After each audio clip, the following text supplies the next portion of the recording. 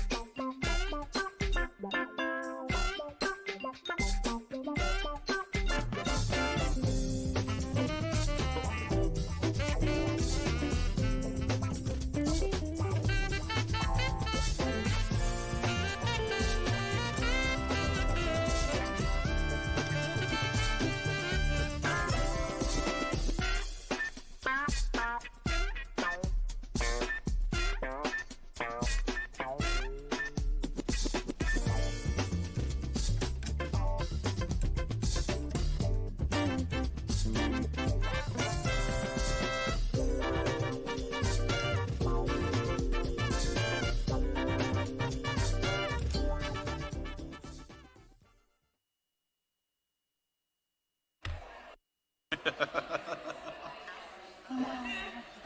small bottle, thank you. Go.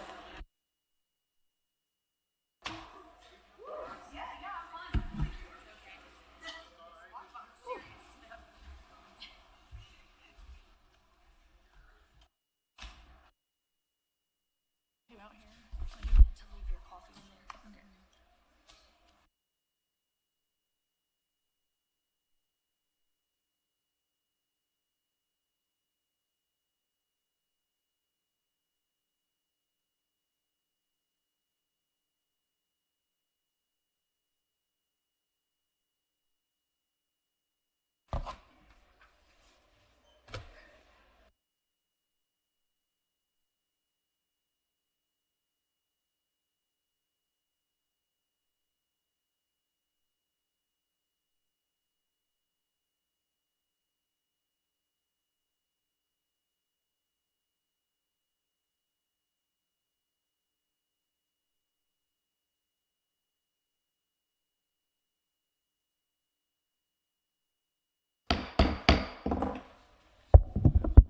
Let us come to order, please.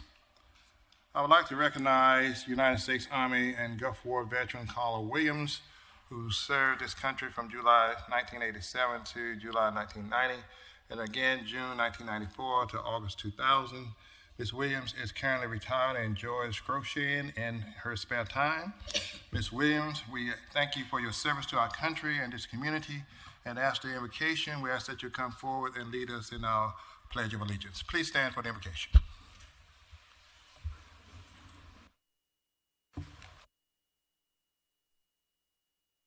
Let us pray. Father, we come before you this evening to fulfill our obligation to pray for those who lead us and who provide guidance for this government, that we may lead a life of peace and prosperity before God and man.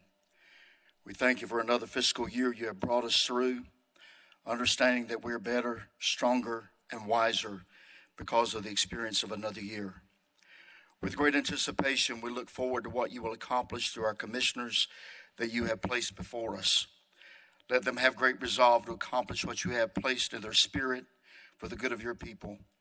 We realize our own inadequacies to fulfill the task before us in this government, and we depend upon your spirit at work in us to accomplish your good will, purpose, and pleasure. Continue to give our commissioners a heart for justice and mercy for the people they lead. Give them great grace and humility, strength, and a commitment to do your will. Go before them in this agenda and every item therein. Now may the peace, mercy, and grace of God abound in this government and among this your people. In your mighty name we pray. Amen.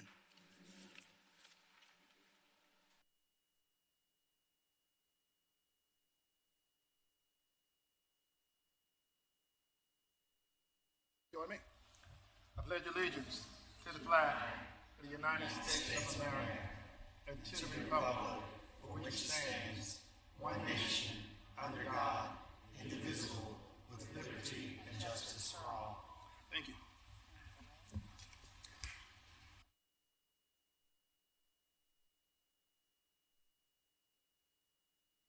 Next item on our agenda is our speakers from the floor. I see we have two who have signed up for it, and I refer to you by the number that you signed up. So therefore, we call speaker number 1.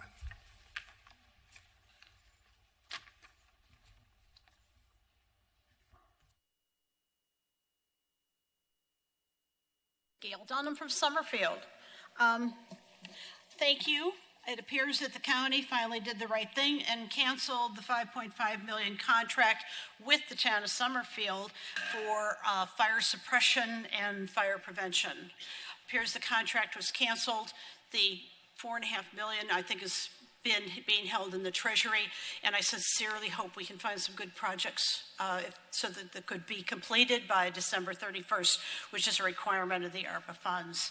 I think that this action should have been taken much sooner. You could save some money, do something worthwhile, and other people would have been able to take advantage of it. Okay, you wasted $1 million. How can I show you what $1 million does? Try 800 pages of engineering.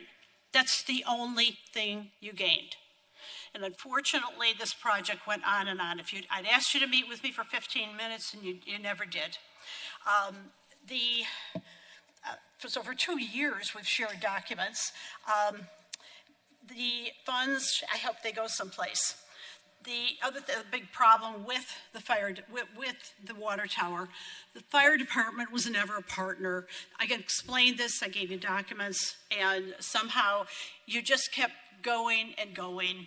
And wasting money. I do want to know how much money that the town spent with Freeze and Nichols on engineering. I think that's important, and you'll have the remainder.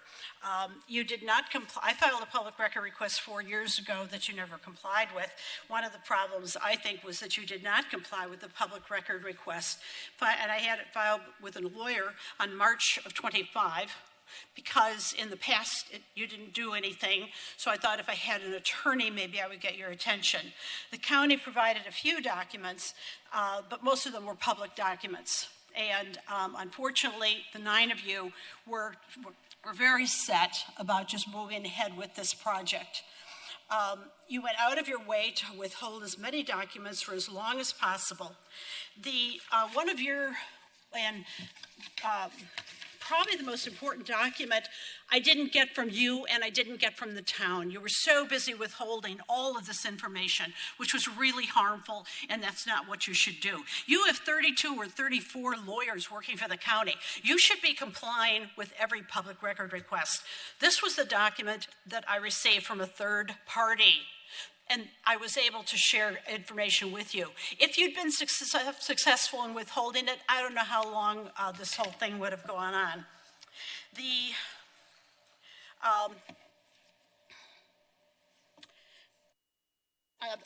I'd like you to,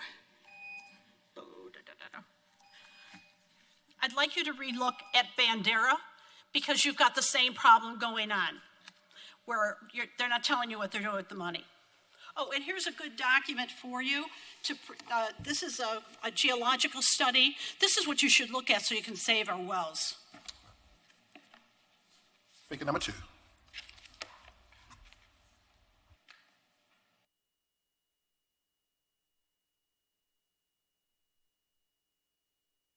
Number 2.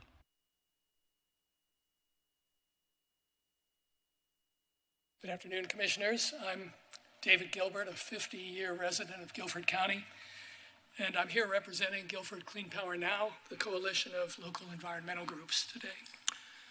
3 months ago, as you may recall, I arrived in this chamber bearing cupcakes. Small ones, to be sure, but they were presented to you in appreciation for the directive that you had made at that time in support of sustainability and clean energy. You had given this directive to our county manager to include in his budget proposal for 2027, and he did that. Today, unfortunately, I'm feeling a need to reclaim those cupcakes. But of course, that's not possible. I'm hoping you enjoyed eating them back in April while feeling good about the support you were showing for sustainability and the use of clean energy. So I won't be able to get the cupcakes back. Instead, I will accept an IOU from you. What do you owe us? Follow through on commitments. Earlier this year, you had committed to adopting a budget that would fund an energy audit of county facilities and a manager of sustainability, resilience, and renewable energy. Your action in removing those items from the budget sends a message that you are not making a clean energy future for Guilford County a priority. Or I could broaden that to say you're not making a priority commitment to a livable future for our county, given the additional funding for schools that also was removed from the budget. We know there are myriad competing priorities that must be considered when adopting a budget. It's not a simple task, but it is your job. We want to see you as leaders in this community with the authority and power to make decisions and to set goals that are in the best interests of the county's residents with a long view to the future. If educating our youth and securing a healthy environment for their future are top priorities, we need to see demonstrated commitment to those priorities. You've seen our draft energy policy with its top item being transition to 100% clean energy in county operations by 2050. Our Clean Power Now coalition will keep showing up at these meetings to press our case. Over 40 advocates have spoken at these meetings since last September, representing a broad cross-section of Guilford residents, all of whom are looking to you for leadership in securing a livable future for generations to come. We appreciate everything that the county manager's office is doing right now to find money to move the clean energy commitment forward within the resources that the manager has access to. And we seek to find commissioners with a clear commitment to Guilford's future. We hope we will not need to file a missing persons report looking for clean energy commissioners. Now is the time to make that 2050 commitment. Thank you very much. Thank you. Just for the record, I didn't get my cupcake, so you owe me one. All right, that's all of our speakers from the floor. Next item is our presentations proclaimed July 2026 as Parks and Recreation Month in Guilford County. Commissioner Murphy. Thank you. Tonight we are proud to recognize the essential role of our parks and recreation system plays in enhancing the health, well-being, and quality of life in our residents and for our residents. Will Director Dwight Godwin, his staff, and any board members in the audience please come forward?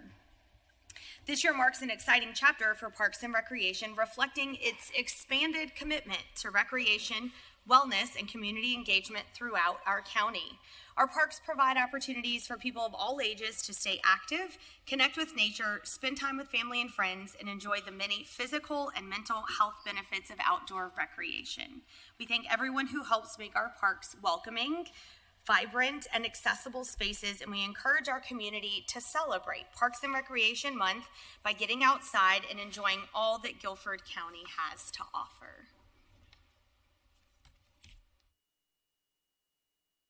All right, at this time, I'd like to proclaim July 2026 as Parks and Recreation Month in Guilford County.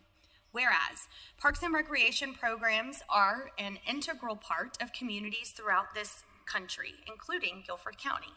And whereas, Guilford County Parks has transitioned to Guilford County Parks and Recreation, reflecting an active park system committed to supporting the recreational, wellness, and community needs of Guilford County and the surrounding region.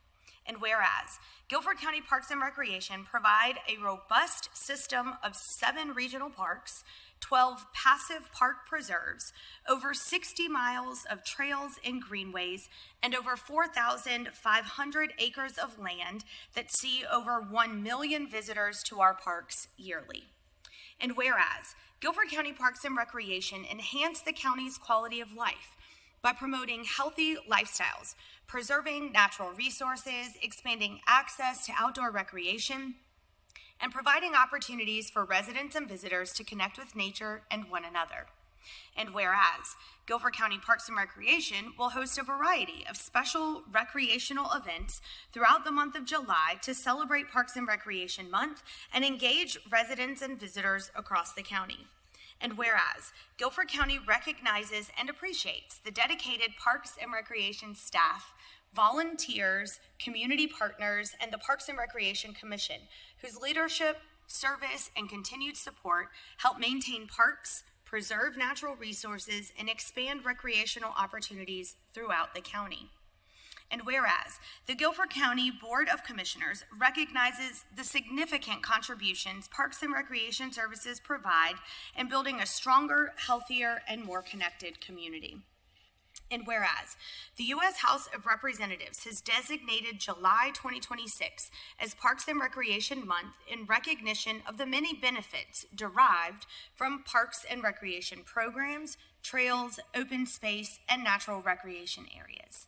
Now therefore be it proclaimed by the Guilford County Board of Commissioners that July 2026 is hereby recognized as Parks and Recreation Month in Guilford County, And the board encourages all residents and visitors to enjoy county parks, participate in recreational programs, and celebrate the value that Parks and Recreation brings to this community. Adopted this the 23rd day of July 2026, and witness whereof I hereunto set my hand and cause the corporate seal of the county to be affixed. Melvin Skip Austin, Guilford County Board of Commissioners. Let's give our park staff and supporters a round of applause.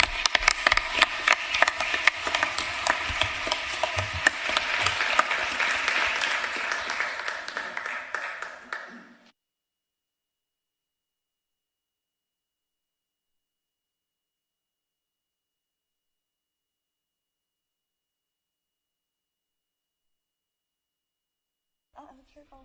Thanks for all that you do. Hey, good to see you. Thanks for all you do. Thanks for all that you do.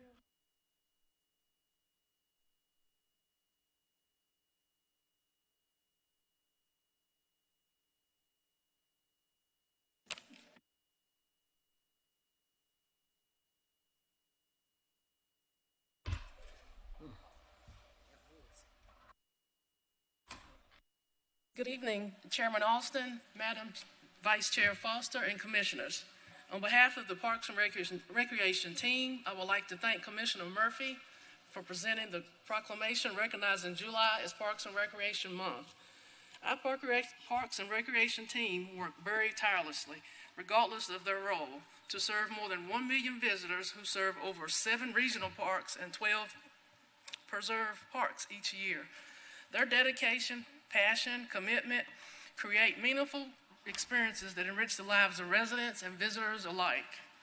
We are also grateful for the continued support of the Board of County Commissioners and the Parks and Recreation Advisory Board. Your partnership enables us to provide exceptional parks, recreational amenities, and programs that enhance our community, improve the quality of life for our residents. We kicked off Parks and Recreation Month with one of our signature events, the Fireworks Extravaganza. Throughout July, we have continued to offer a wide variety of family-oriented programs and activities, including outdoor adventures, mental and physical wellness initiatives, sports, animal education and awareness programs, water-based recreation, and our Family Fun Day celebration. Thank you for recognizing Parks and Recreation Month and for your continued support of our department. Our team remains committed to providing meaningful recreational opportunities, preserving our natural resources, and creating vibrant spaces that strengthen our community, promote healthy lifestyles, and foster a culture of livability for everyone. Thank you so much. Let's give them another round of applause. Thank you for your service.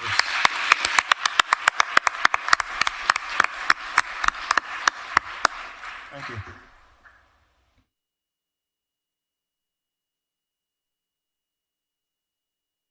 Righty.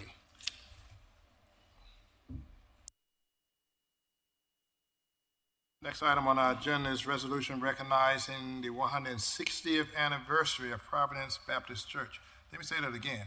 The 160th anniversary of Providence Baptist Church. Mr. Jones. And because the third time is a charm, tonight we proudly celebrate the 160th anniversary of Providence Baptist Church, a pillar of faith, service, and community in Greensboro, Guilford County, and the state of North Carolina.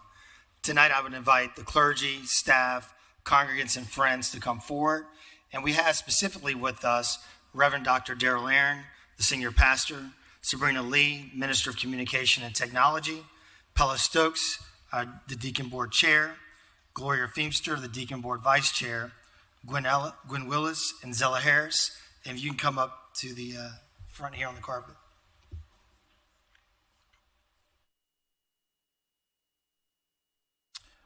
Providence Baptist Church made history as the first African-American brick-and-mortar Baptist church in North Carolina, serving not only as a place of worship, but also as a center for education and community advancement. For 160 years, Providence has embodied its commitment to loving without limits, serving with purpose, and uplifting generations of families throughout Guilford County. It is my honor to lead our congratulations to Providence family on this remarkable milestone and thank them for their enduring legacy of faith, courage, outreach, and community leadership. I also had the opportunity to attend the 160th anniversary gala, and it was a tremendous event. And part of the reason I went is because this is the church that my wife grew up in and that my father-in-law attends. And so this is a moment of personal privilege as well. I'll now read the resolution. Whereas Providence Baptist Church has been a beacon of faith, service, and love in the Guilford County community for 160 years. And whereas its membership has embodied the teachings of Jesus Christ to love one another and their neighbors, to render service to those in need, and to receive all people as individuals created in the image and likeness of the Creator. And whereas the church was established in 1866, 1 year after the end of the Civil War, when a small group of worshipers stepped out on faith to organize themselves by meeting regularly under a bush harbor near East Market Street on land donated by Zephaniah Mitchell. And whereas its founders were newly emancipated citizens, Pompey Elliott, Randolph Henderson, Anderson Brooks, Jerry Barringer, Jim Thomas, Sebron Jones, Napoleon Short, Milton Doggett, and Reverend Z. Wharton, their preacher. And whereas their commitment to God, their families, and their community led them to become Providence Baptist Church. And whereas 5 years later, in 1871, the Reverend Abe Cowan built a one-room frame building on the church's site, which served as both a church and a school for the African-American community.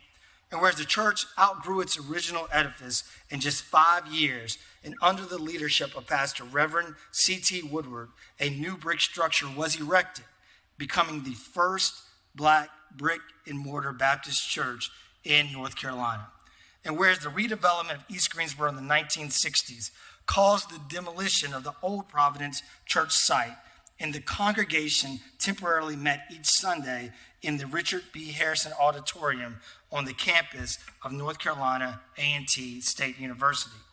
And whereas on December 3rd, 1967, following the installation of Reverend Howard Allen Chubbs, the church held its first worship service in the present sanctuary on Tuscaloosa Street with a seating capacity of over 500 and an educational wing with 12 classrooms, office space, a library, and a fellowship hall. And whereas Reverend Chubbs faithfully served as pastor, providing community leadership and spiritual guidance to all who sought his wisdom for almost 50 years. And whereas under the leadership of Reverend Aaron, installed as senior pastor in January 2016, the congregation continues to thrive and grow as a 21st century faith community, embracing core values that include leadership and worship, which uplifts the spirit and reflects the goodness, the faithfulness, and greatness of God, and community fellowship that unites people from all stations of life to embrace one another as neighbors and to lift up those in need through both compassion and service.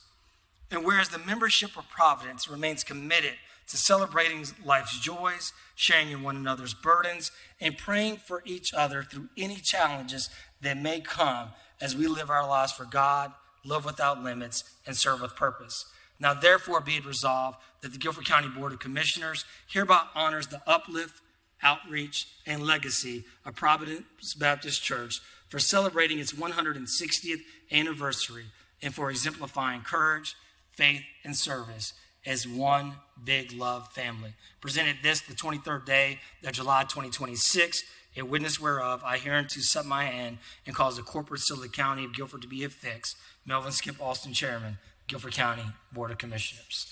Let's give them a round of applause.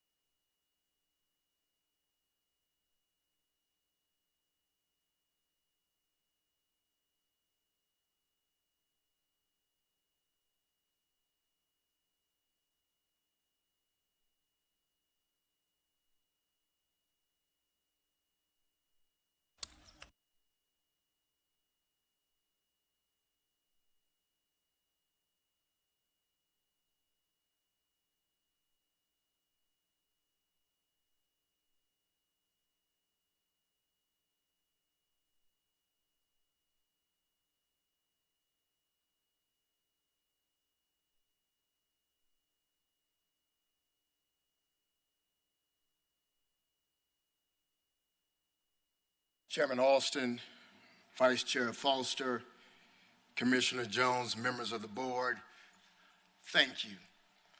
Thank you. On behalf of the officers, members, and the cloud of witnesses, friends of Providence Baptist Church, and everyone who supports the Black Church, I accept this honor with gratitude. In 1866, our founders built this church as a declaration of freedom. They built the first black brick church in North Carolina. And when it was torn down by urban renewal, in 1962, this congregation stood back up. We've been standing at Tuscaloosa Street since 1967. And 160 years later, we're still here because God is faithful and because Greensboro is morally better and black people are freer than they were in 1866. God bless you. Thank you so much. Thank you, Reverend. Let's give him another round of applause.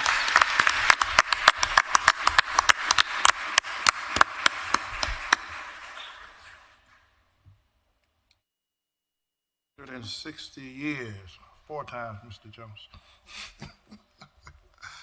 All right, next item on our agenda is our resolution celebrating county employees and launch of the Star Employee Appreciation Program.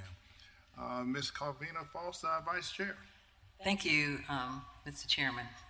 Well, this evening, I invite our County Manager, Victor Isler, our Human Resources Director, Jamie Joyner, and the STAR Program Committee to come forward.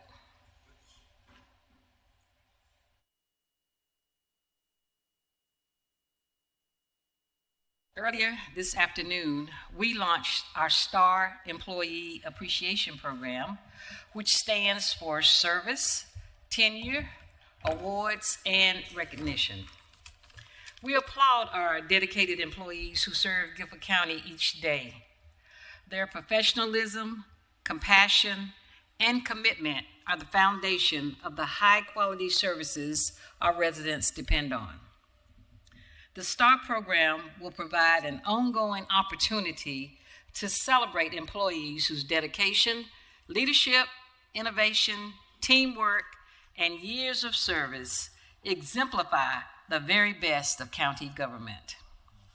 Guilford County strives to be an employer of choice by fostering a supportive, family-friendly workplace that values employees' well-being, professional growth, and excellence in public service. Congratulations and thanks to every Guilford County employee for your unwavering commitment to serving our residents and strengthening our community. Your work truly makes Guilford County a better place to live, learn, work, and play. So after I read the resolution, our HR director will announce this year's 5-Star Award recipients. Resolution celebrating county employees and the launch of the STAR Employee Appreciation Program. Whereas Guilford County is proud to be an employer of choice for more than 3,000 employees whose hard work, innovation, and dedication support the delivery of essential public services. And whereas county employees serve residents in nearly every aspect of community life, including education, public service, public health, economic development, environmental protection, transparent communication, and many other programs and services. And whereas, through the lens of livability, Guilford County seeks to create a desirable and supportive community where people of all ages, abilities, and incomes have opportunities to live, learn, work, and play. And whereas Guilford County employees advance this mission through professionalism, compassion, creativity, teamwork, and a commitment to continuous improvement that enhances the quality and effectiveness of county services. And whereas Guilford County is committed to maintaining a supportive and family-friendly workplace that attracts and retains talented employees, promotes employee well-being, strengthens engagement, and encourages excellence in public service.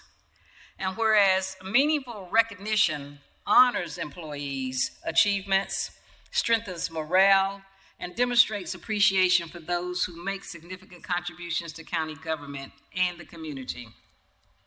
And whereas Guilford County is proud to launch the STAR Employee Appreciation Program, service, tenure, awards, and recognition as an ongoing initiative to celebrate employees for their public service, years of dedication, professional accomplishments, leadership, teamwork, innovation, and exceptional contributions.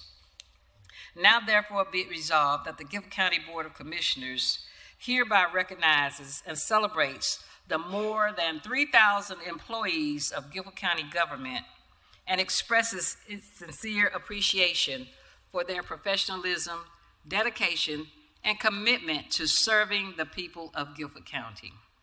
Be it further resolved that the Guilford County Board of Commissioners proudly supports the launch of the STAR Employee Appreciation Program and congratulates this year's 5 program award recipients. Presented this the 23rd day of July 2026. In witness whereof, I hereunto set my hand and cause the corporate seal of the County of Guilford to be affixed this the 23rd day of July 2026. Melvin Skip Austin, Chairman, Guilford County Board of Commissioners. Can we give all of our 3,000 employees a round of applause?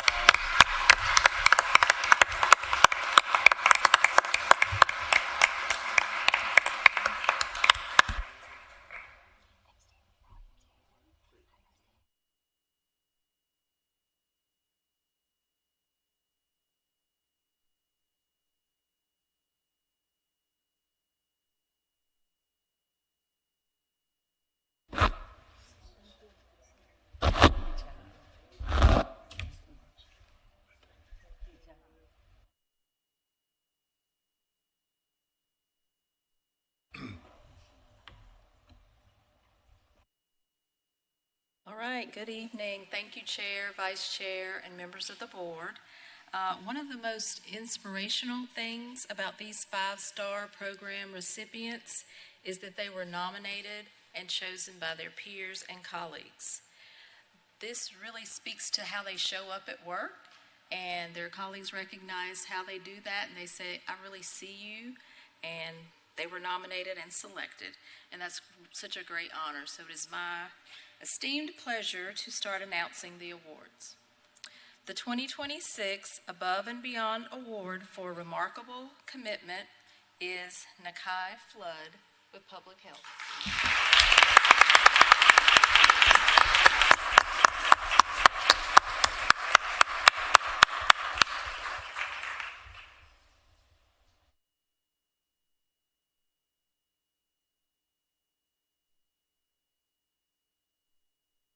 Nakai is recognized for her extraordinary initiative, leadership, and dedication beyond the normal expectations of her role.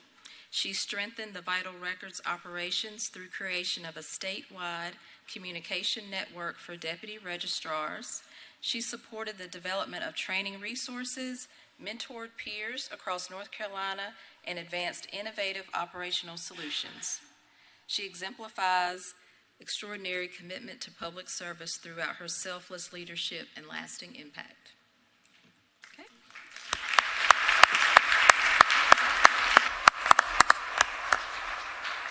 All right. Our 2026 Team Builder of the Year recipient is Sherry Malpass with Department of Social Services.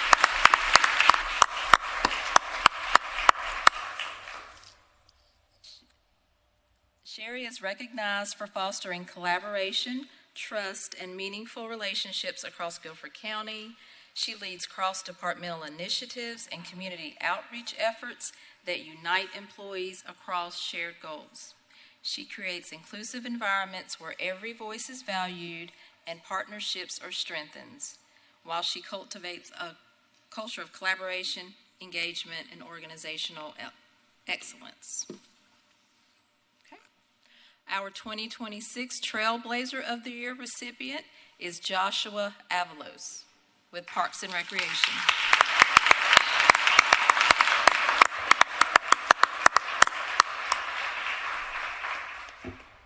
Joshua is recognized for innovative leadership and transformative contributions to Guilford County Parks and Recreation. He improved park operations, visitor experiences, and operational efficiency through strategic planning and creative problem solving. He champions continuous improvement, accountability, and collaboration across his team. He embodies the innovation and forward-thinking leadership celebrated by the Trailblazer of the Year Award. Okay. Our 2026 Outstanding Volunteer or Humanitarian of the Year recipient is Lanaya Pinkston Jones with Public Health.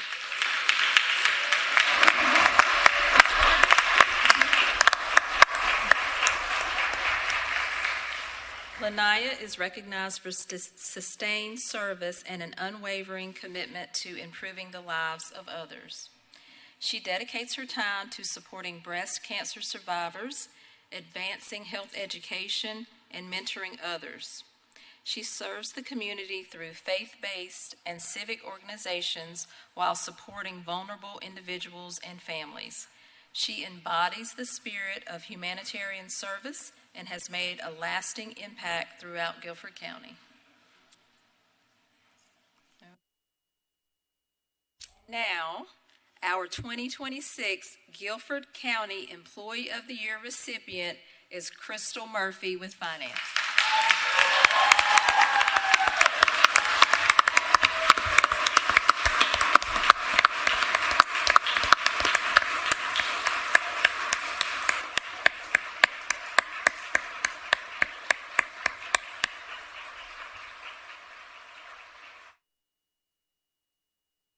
Crystal is recognized for exceptional leadership, professionalism, and unwavering commitment to public service. She oversees Guilford County's complex procurement operations with excellence, ensuring transparency, accountability, and fiscal stewardship. She builds strong partnerships with departments and vendor community through collaboration, integrity, and outstanding service. She exemplifies the leadership excellence and dedication reflected in Guilford County's highest employee honor. So thank you so much for letting us come. Another round of applause.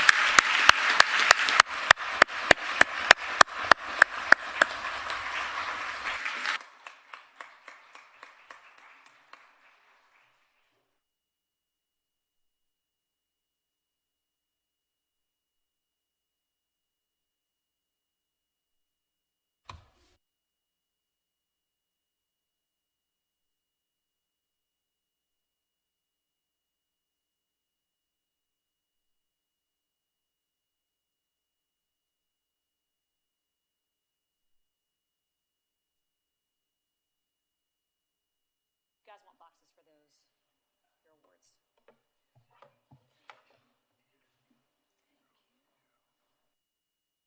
Let's give all of them another round of applause for their outstanding work.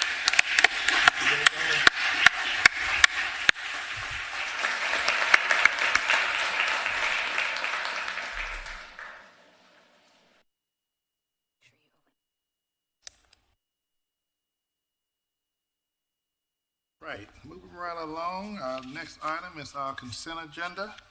Are there any items on the consent agenda that any commissioner would like to have removed for separate consideration? If not, do I hear a motion? Move approval. Moving in properly second, discussion on the motion. Hearing none, please cast your vote. Mr. Perdue, how do you vote? Yes.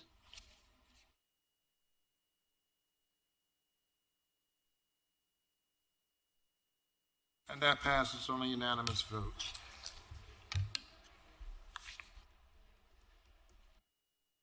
Next item is a public hearing, legislative hearing on whether to conditionally rezone property located at 7930 North Carolina Highway 150E from agricultural to CZ RS30, conditional zoning, residential case number 26-02. PLB D0008. Mr. Bell, a representative.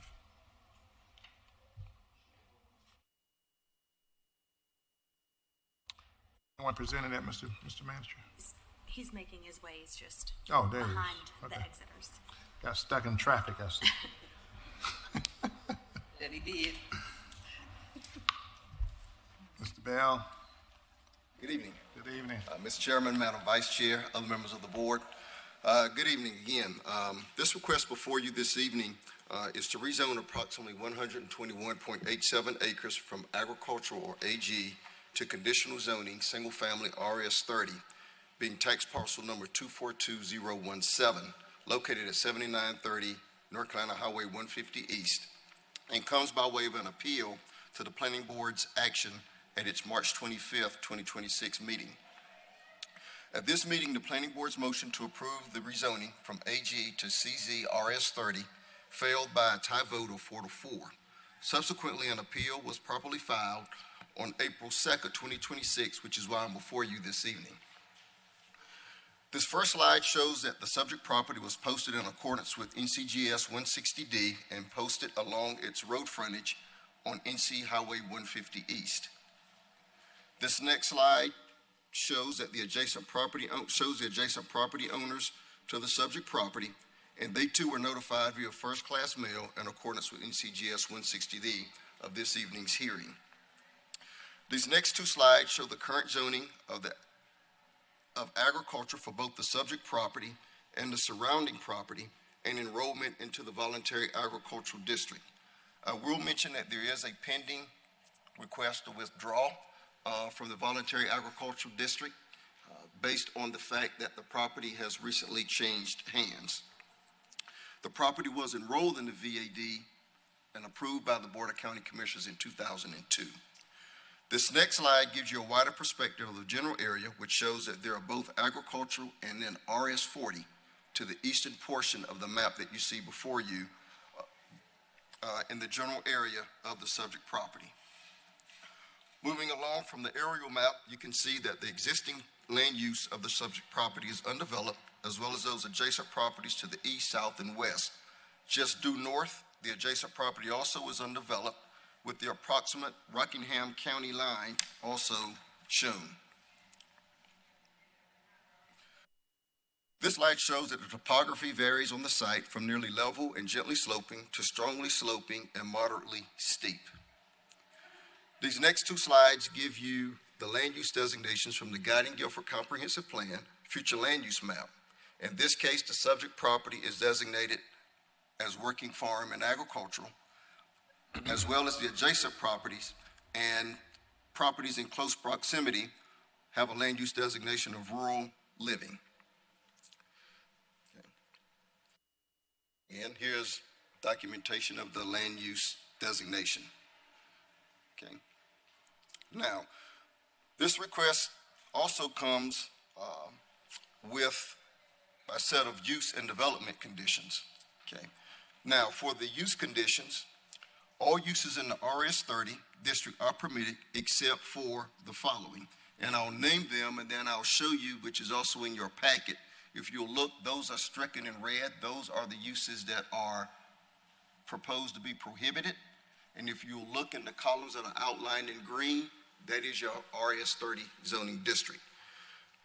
So the uses that are struck through in red that would be prohibited are athletic fields, club or lodge, country club with golf course, paintball field, public park or public recreation facility, including indoor batting cages, swim and tennis club, place of worship, elementary school, secondary school, daycare centers and residence, in-home, 12 or less, emergency services, cemetery or mausoleum, beneficial field areas, wireless communication tower, stealth camouflage design, utilities, major and utilities minor, construction or demolition debris landfills minor, land clearing and inert debris landfill minors, and temporary events and uses.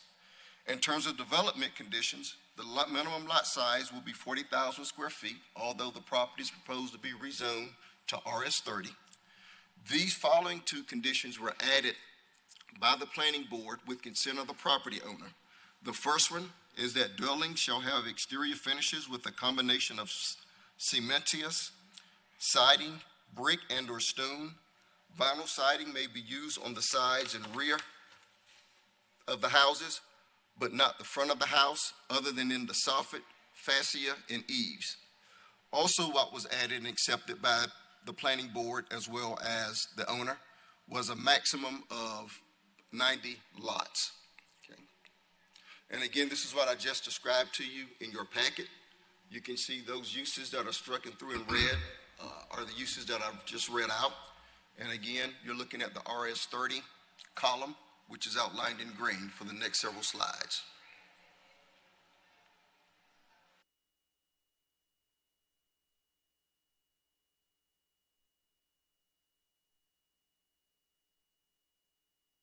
Well, inconsistent with the current land use designation of working farm and agricultural, if the property is rezoned, an amendment to the residential classification would be required. Although it is inconsistent, it is consistent with the following goals, policies, and actions of the Guilford County Comprehensive Plan. Okay. Planning theme, attainable housing. The goal statement, focus on supporting the creation and retention of housing types to accommodate all residents while emphasizing safety and high-quality sustainable design. And then policy number 1 of that goal statement, enable the creation of new housing units that will provide a mix of housing types that meet the needs of residents. I'll also direct your attention in the packet in the staff report, there's a reasonableness statement for you to consider. That reasonable statement includes the following: that permitting a greater degree of residential development on the subject property may benefit the county at large and help address the ongoing need for housing in Guilford County. Additionally, the subject property is located along a major thoroughfare that would provide sufficient transportation infrastructure for any new residential development. Finally, Mr. Chairman, there are several clusters of RS30 zoning located within a 1.5 mile radius of the parcel. Therefore, a rezoning to the CZ RS30 designation would be compatible with development patterns found in the general area. That concludes my presentation, Mr. Chairman. I'll be happy to answer any questions any of the board members may have. Question, Mr. Bell, members. Mr. Chairman. Yes, Mr. Perdue? Yeah, I have a question. Go ahead. Mr. Bell, isn't one of the goals of our plan also to preserve farmland to meet the needs of the future? That is correct. Thank you. Any other questions, clarification? Hearing none, this is a public hearing. Proponents shall be heard first and shall be provided a total of 20 minutes, notwithstanding the number of persons desiring to be heard. Opponents shall be heard after the proponents and shall be provided a total of 20 minutes, notwithstanding the number of persons desiring to be heard. And each side will be allowed 3 minutes of rebuttal. I'll now call forth those now proponents, those in favor of this rezoning.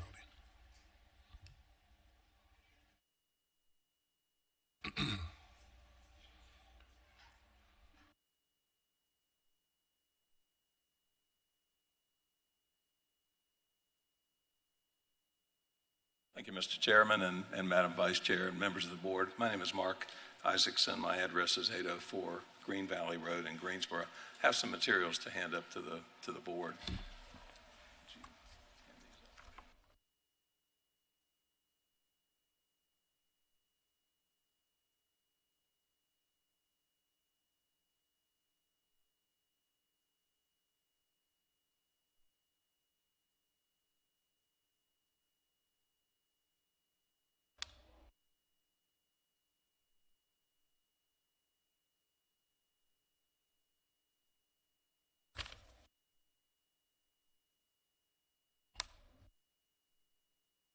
This is the materials I've handed up are the same materials that you'll see on the screen, and we'll try to keep these moving along. I'm here this evening on behalf of the property owner, Venterra, which is the Venterra Group, and with me this evening are the principal of the Venterra Group, Sean Cummings, along with members of his team. If you'll just raise your hands and be recognized, please. Ventura has developed and built several high-quality residential projects in and around Guilford County, as well as the Triad, and they look forward, if approved, to developing this property for single-family detached homes. As Mr. Bell indicated, and I'll just briefly go over this, this property is located in northeast Guilford County on NC Highway 150 East. It's about 122 acres, and it's about 6 miles to the city limits of the city of Greensboro. It's accessible only from Highway 150 East.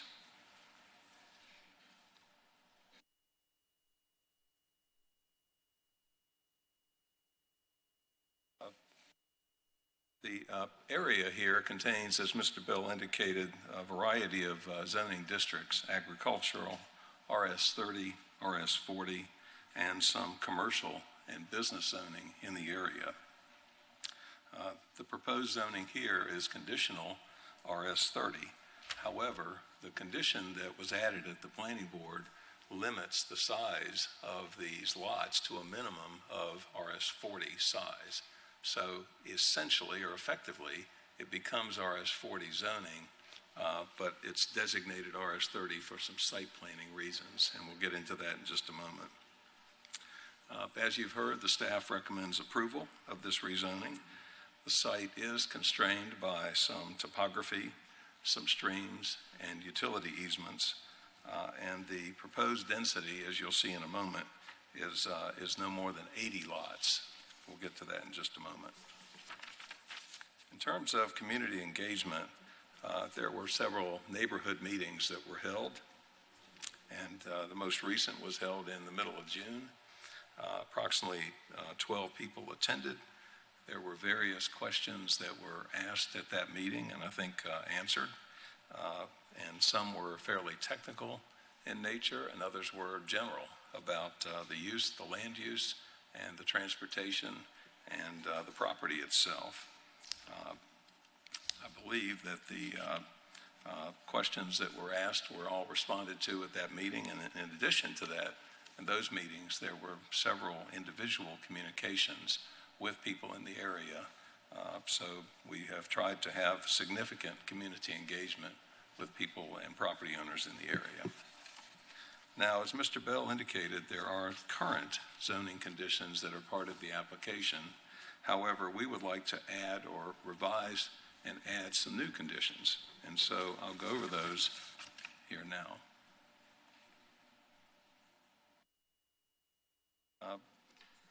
The new conditions are on your screen and in the materials that I've handed out. Condition number 4 would revise condition 3 to a maximum of 80 lots. So this is a reduction of 10 lots from what was reviewed at the planning board. The next condition is that street lighting will be a full cutoff type fixture on decorative poles offered by Duke Energy. And for reference, there's an additional page attached which has examples of those kinds of light fixtures. And the last condition, new condition, would be a street planting yard per Guilford County UDO Table 6-2-1 shall be provided along the entirety of the lot frontage on Highway 150 East. The street yard shall be located entirely within the common area and maintained by the Homeowners Association, or HOA. The street yard width will be doubled to a minimum of 16 feet instead of the 8-foot minimum width requirement listed in the UDO. The planting rate will be doubled to be 4 canopy trees and 34 shrubs per 100 linear feet instead of the UDO listed minimum planting rates of 2 canopy trees and 17 shrubs per linear foot, 100 linear foot. So at this point, Mr. Chairman, I'd like to request that these revised and new conditions be added to our application. Madam Attorney, can we stop the clock, please? Can you tell us, is this a motion? How do we receive these new proposed conditions at this point? It has to be a vote to include it, and then we continue the discussion and the public hearing based on those items being included? Thank you, Chairman, for the question. You may consider at this time any competent material and substantial evidence. So if this is what we call a de novo hearing, and he is allowed to admit additional information. We have to vote on that now to amend, to include it in the rezoning. Part of his evidentiary presentation and a motion at this time is not necessary. You're starting from scratch by doing this as a new hearing, despite the fact that it is an appeal. So they will be bound by those conditions if this was approved. Yes, sir. Okay. Because of the fact he stated it here for it to be asking for it to be included. Because of the fact, say again, Chairman. I say because they're asking for these conditions to be included, so they're bounded by that ask, that yes, request. Sir. Correct. Okay. Just want to make sure. All right. Mr. Eisen, you understand that, of course. Yes, sir. Mr. Jones, you have a question on that? I think Mr. Bell is conferring before we move forward. Just to think that.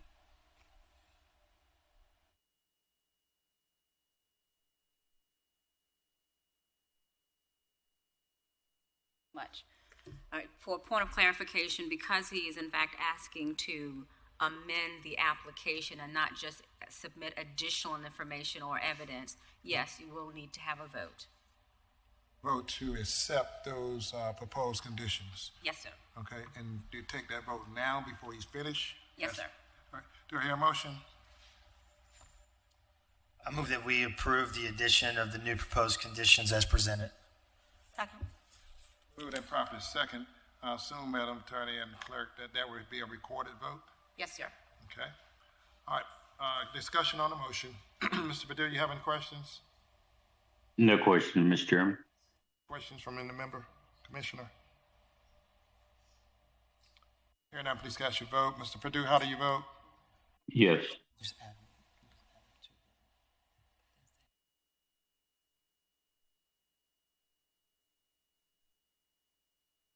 Clear the screens.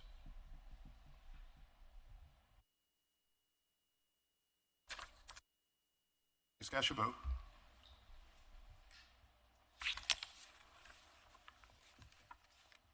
That passes on a unanimous vote. All right, Mr. Eisen, you can continue. Thank you. And thank you for considering those. Those conditions then are now part of our application and should be considered as such. So effectively that reduces the lot size to at least 1 acre lots for each of these homes, 40,000 square feet. So I believe I would say it's consistent with the other RS40 zoning in the area. Are the, as I mentioned, the Duke Energy fixtures are examples. We worked out this condition. It's fairly technical, but we worked this out with the planning staff in order to present this to you. Okay. This is for illustrative purposes, but it's the concept sketch plan showing the layout of the no more than 80 single-family detached residences on the property.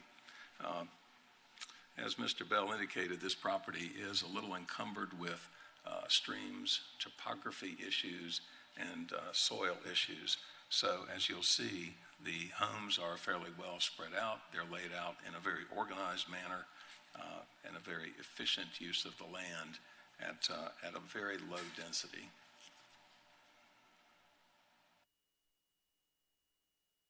This is a little clearer illustration of the way the property would be developed and the way the homes would be built. As you can see, taking into account the lot configuration, the topography, and the other factors that I mentioned. But this is an example, of course. If approved, this would be just the opportunity to move forward with development of the property through the fairly rigorous TRC or technical review process that the county has.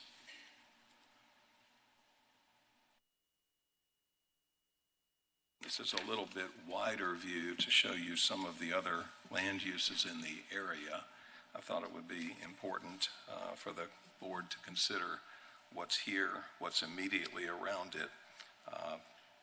And as you'll see, to both the east and west, there are other similar single-family homes in this area. So what we're asking for is not inconsistent with what's on the ground here right now. Then a little bit wider view, showing you the variety of land uses along the 150 corridor in this part of the county. I think it's fair to say that there's a broad mix and variety, a diversity of uses in this area.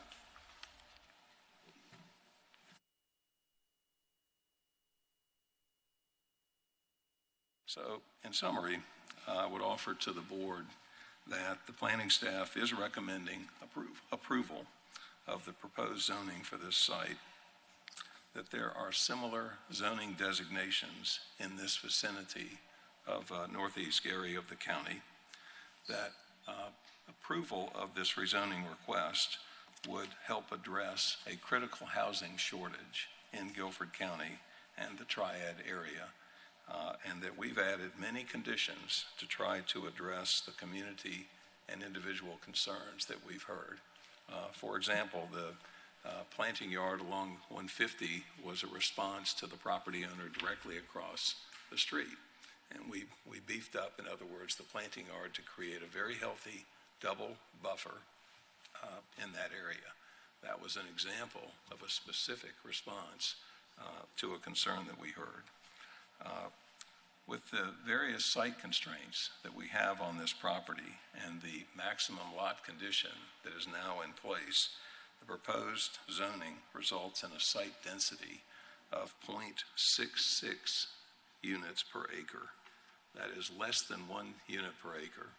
That's a fairly low density, and it's less than many of the density for zoning in the immediate area. So we would offer that for the board's consideration. Now realize that farmland is a topic that you may have heard about, may hear about here. And I would offer this, and we will have an opportunity for rebuttal, but it's a short rebuttal period, so I'll go ahead and address the question. This property is no longer farmland. It's been removed from the agricultural district by the owner.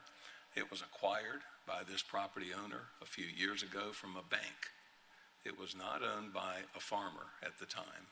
So this property is no longer going to be farmland, and that's a certainty. Now, I understand the concern about the loss of farmland.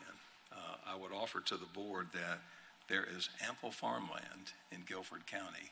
We are not taking this property, a significant amount of property out of the farming opportunities in Guilford County. And I would offer this to the board. Things have changed since the farming designation was put on this property. We have a housing need. We have a housing critical need. And this is an opportunity. We have a willing property owner to build new homes in this area of Guilford County that will help meet that important need. It's located on a North Carolina highway.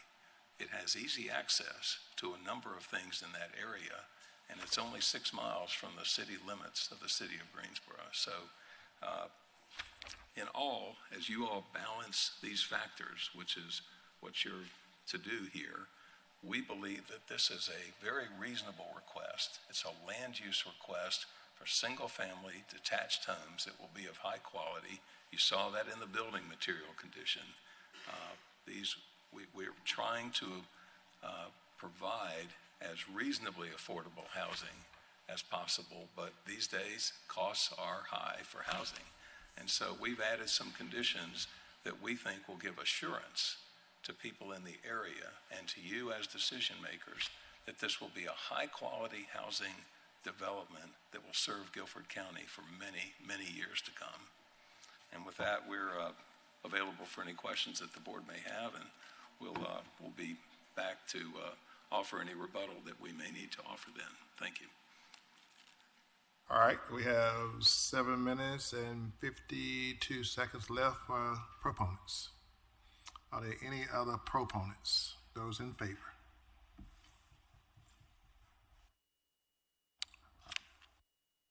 We call down those opponents. Those who are against the rezoning, please come forward.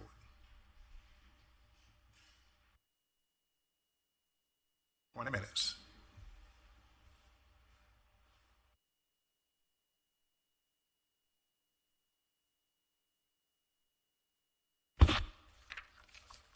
Chairman Austin and Vice Chairman Foster and fellow commissioners, and also members of the audience, both friend and foe, as well as staff.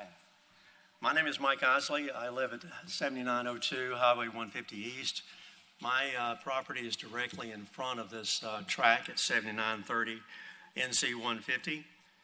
And I want you to take a look at the map there. One thing that hasn't been mentioned is that there is that green line that goes right through the center of that property. That is a high volume transmission line for petroleum products. It is run by Kinder Morgan. They're a 51% owner. It used to be called the Plantation Petroleum Pipeline. And it bisects this property almost directly through the middle. It's a very busy pipeline. It transmits up to 27 million gallons per day of gasoline, diesel, and jet fuel. It travels from Louisiana over a path of 3,180 miles all the way through Greensboro. It passes through Charlotte and most of the major cities in the southeast. And as I said before, 27 million gallons per day of gasoline, diesel, and jet fuel. It provides about 90% of the aviation fuel used by jets in the southeast. And it's a high pressure line. That's how they can transmit so much. The PSI for this line is 600 to 1200 PSI. Compare that to your automobile tires, which is only 32 to 35 PSI. You know, those tires, if they're punctured, can cause a blowout. Imagine what kind of blowout you would have if this petroleum line was punctured at 600 to 1200 PSI. If you notice on the next slide, in order to prepare these lots, you've got to move some dirt. In order to move that dirt, you're talking about heavy machinery, such as excavators. And one of three things could happen as this lot preparation is occurring. Number one, a direct impact. That's when the pipeline is actually hit by a bucket of an excavator. It can cause a rupture and a catastrophic situation. You also have soil stress. Heavy excavators can compress the soil as they move around, and as large trucks carry this dirt from one place to another, this can lead to stress fractures or ruptures on the pipeline. Also, vibrational stress, which is highly likely because you're dealing with vehicles that are very heavy, and as they create these external vibrations, and as the paving equipment as well as moving earth equipment, this could cause pipeline fatigue and also create minor cracks. So this is what we're looking at. If you look at the current pipeline, if you look at the age of the pipeline, looks like one slide's out of order, but we can certainly talk about a possibility of, have there ever been any accidents with this pipeline? Yes. As a matter of fact, in Greensboro, we had a rupture. A third-party excavator actually hit the pipeline, and it caused a spill in the Guilford Green community near Lake Brant Road. And that was 17,000 gallons of fuel that was seeped into the soil and into the local waterways, almost, not quite, but almost getting into Lake Brant. And we know Lake Brant is one of the lakes responsible for Greensboro's drinking water. So these citizens were spared from this drinking water contamination. You say, well, what about the spills themselves? So what? Well, they also contain toxins. Gasoline, diesel, and jet fuel have benzene, this is a known carcinogen that produces leukemia. Toluene, xylene, neurotoxins that attack the nervous system and brain. You have polycyclic aromatic hydrocarbons. These are highly toxic and also a carcinogen. And then you have naphthalene, which is an additive to make the fuel burn better, but also it can damage the liver and the kidneys. Now, what is the current age of this pipeline? It was laid in 1964 going through this particular property. If you do the math, that's 62 years old. The life expectancy, according to most experts, the life expectancy of this pipeline is 50 to 100 years. So that means it's already in the sunset of its life expectancy with 62 years. So this, I think, is one situation where you have a high volume pipeline and it is getting very old. And also, I've lived in the community since 1974. I do not recall any repairs whatsoever until 3 years ago. And in that situation, just in the last few years, in 2024, there were repairs to this pipeline on the 7930 property we're talking about. And then, of course, as you can see, just this past April, you can see there's at least a 25-foot section that was repaired done in a field within a half a mile of this property. And not only that, but also there was another repair next to Highway 150, which was only a fourth of a mile from this 7930 property. So there you see the situation. You have an aging pipeline, and you have a high volume pipeline, and then you have all this heavy equipment moving in and around this pipeline. I mean, it's a situation that is waiting for a big disaster. So you have, as far as the conclusions are concerned here, I think we have an aging pipeline that's exposed to heavy earth-moving machinery. What could go wrong? Worst case scenario, a small undetected crack after this community is already built. A small undetected crack leaking fuel toxins into the 2 community wells, by the way, which will supply water for these 80 houses. There's no infrastructure for water there other than deep wells. So you have the possibility of these fuel toxins if this pipeline were to burst or have a very small crack, in this case, a crack that was undetected and was slowly leaking this into these wells. It would also get into the aquifers and contaminate wells of nearby neighbors like myself. And the most tragic thing of all, think of these 80 households. I'm sure they would have children. And we all know that children are the most at risk for impaired physical and mental development when you're talking about toxicity. So that's my story, and I'm sticking to it. Any questions? No, any more speakers?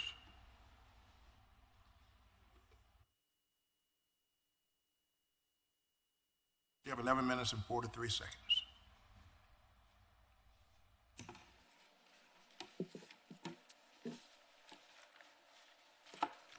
You have a copy of what I'm going to say at your desk. I entitled it Guilford County Board of Commissioners, July 23. Looks like this. I'm telling you this because I'm not going to read everything. I'll skip. My time started, yeah. My name is Laura Smith, and I live with my husband at 8157 Brand Road, Brown Summit. Our farm is adjacent to the 129 acres in question. We have farmed some 600 acres of land, including land in the hands of the developer now. We still raise soybeans and wheat with the help from the younger generation and a half-acre garden from which we give most of the produce away. I'm against the proposal to rezone the farmland designated as ag and is in a voluntary agriculture district for the following reasons. Northeast Guilford County, with the highest concentration of farms and rural areas in the county, provides open space needed for farming. These photos will show the different farm operations. This is one operation, raising strawberries. I visited this farm, another farm, Herban Farms. They had a strawberry festival. And when you raise strawberries and other vegetables, you need pollinators, bees. A bear got into these beehives recently. And you'll notice the pond water in that particular scene. Also, you'll see how the water is drawn from a pond, and the strawberry plants receive the water underneath. This is zucchini. It's been raised on a farm next to us, and you'll never guess where these zucchinis are sent. They're sent to Florida. Why Florida? We thought Florida produced everything. So much of the land in Florida has been taken over by housing developments.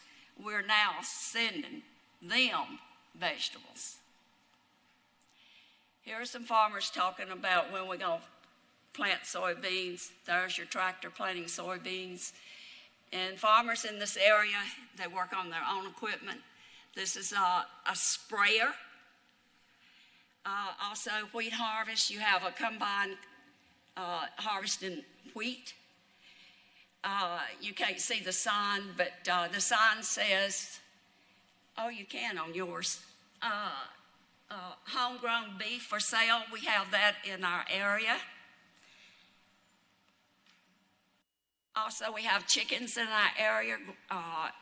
In this case, the layers produce eggs, then are transported to a factory.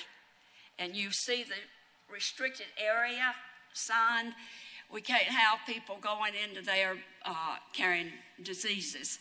That would wipe out the flocks of chicken. Here we have Carolina equine, and I've seen horses, people riding horses on 150. Here we have a young farmer, got his own business, working with grain. Here's another farmer working with grain.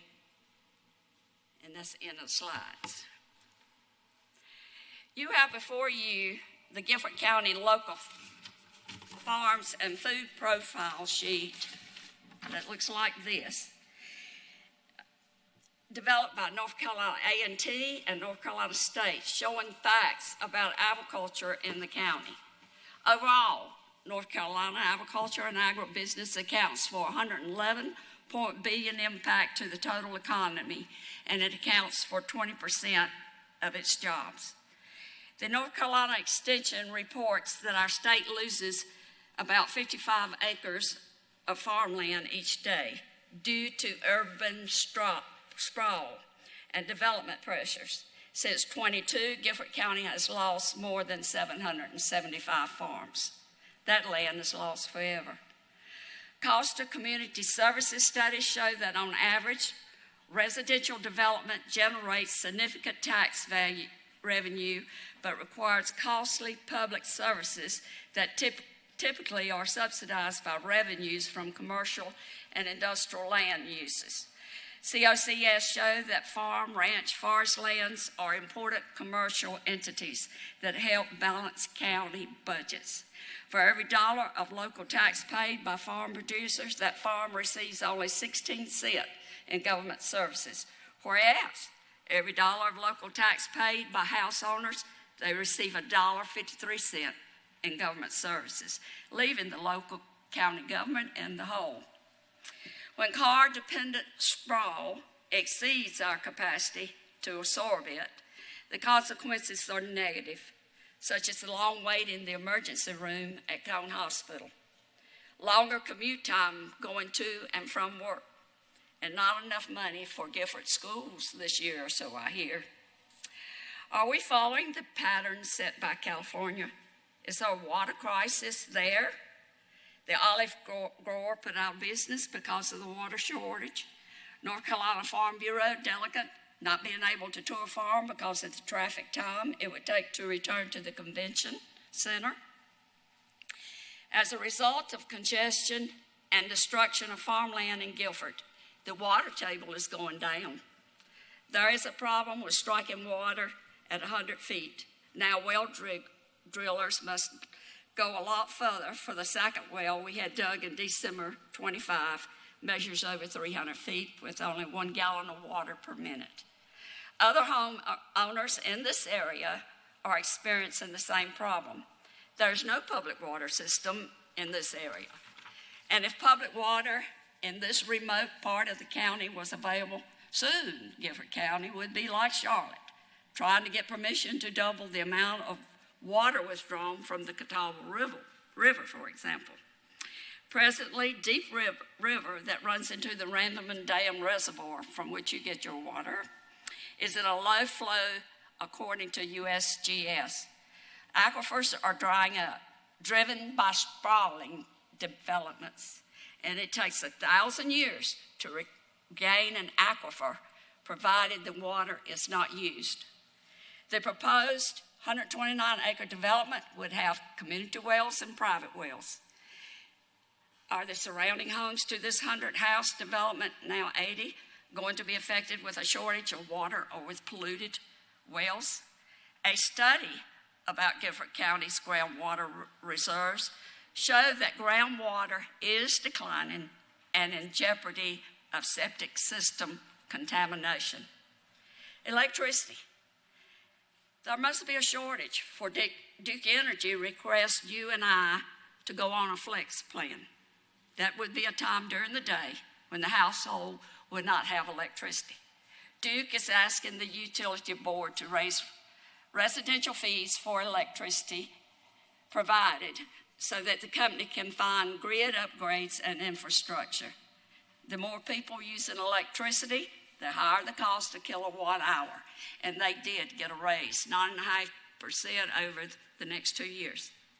East of Highway 29, a state sign designates 150 highway as a scenic byway route, the Colonial Heritage Highway. Traveling the 150, I see a lot of green growing all year round, dotted with farmhouses, not housing developments. If the proposal passes, this would be the first housing sprawl along this corridor in Guilford County. I remember playing on a bridge located behind the dam on Pritchett Lake, joining the property in question. The bridge allowed the old stagecoach road to cross the creek. These are some of the many arrowheads I've picked up on the property in question. Did the Indians shoot these arrows at the stagecoaches as they passed? I'm skipping a paragraph. This site lies within the Hall River Basin. The river is already polluted with so-called treated sewage flowing into it. Is this development going to add to the pollution of the Hall River? And to think, I swam in this river and sang the branches in the 50s. Now I would not touch the water, for the fish are diseased in the Hall. I would like to give you some comments made by my fellow farmers in this area and tell you why they don't want a housing development.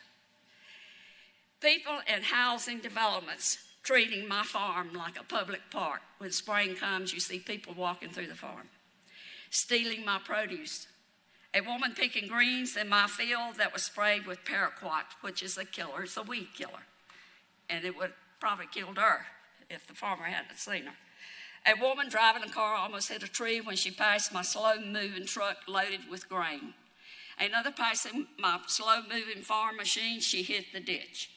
A young teenage boy trying to swim across Pritchett Lake next to the proposed development didn't make it. Someone reporting a fish kill in my pond due to chemical use. Untrue. Nuisance lawsuits. I mentioned the chickens. Chicken manure is spread on farmland. It's liquid gold to us. Whereas it could ruin a cookout for these non-farmers. A person traveling too fast killed when his vehicle rammed into my Hara on the road. Trespassing at the bottom of the hill where the driver of a loaded grain truck couldn't see the father and daughter in time. Teenagers shooting pistols in the woods while I was planting corn, throwing trash in my field. Teenagers with BB guns on ATVs shooting my cows. This happened in the wintertime. Child leaving his bike hidden in my wheat field, which cost me thousands of dollars to repair.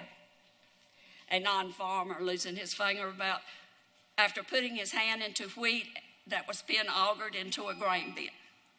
That's it. Okay, you can read the rest. Thank you. Now we have 3 minutes from proponents. 3 minutes.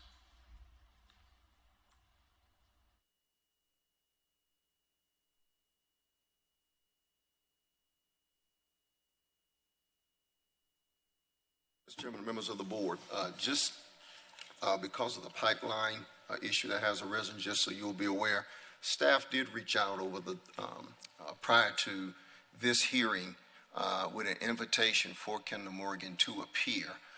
They declined that, and they also had an invitation to send us any concerns they had in writing, and they declined that. However, I was informed that on yesterday there was a follow-up conversation with staff, and I was made privy to that, and I have that today, and I will tell you what they indicated for the record here.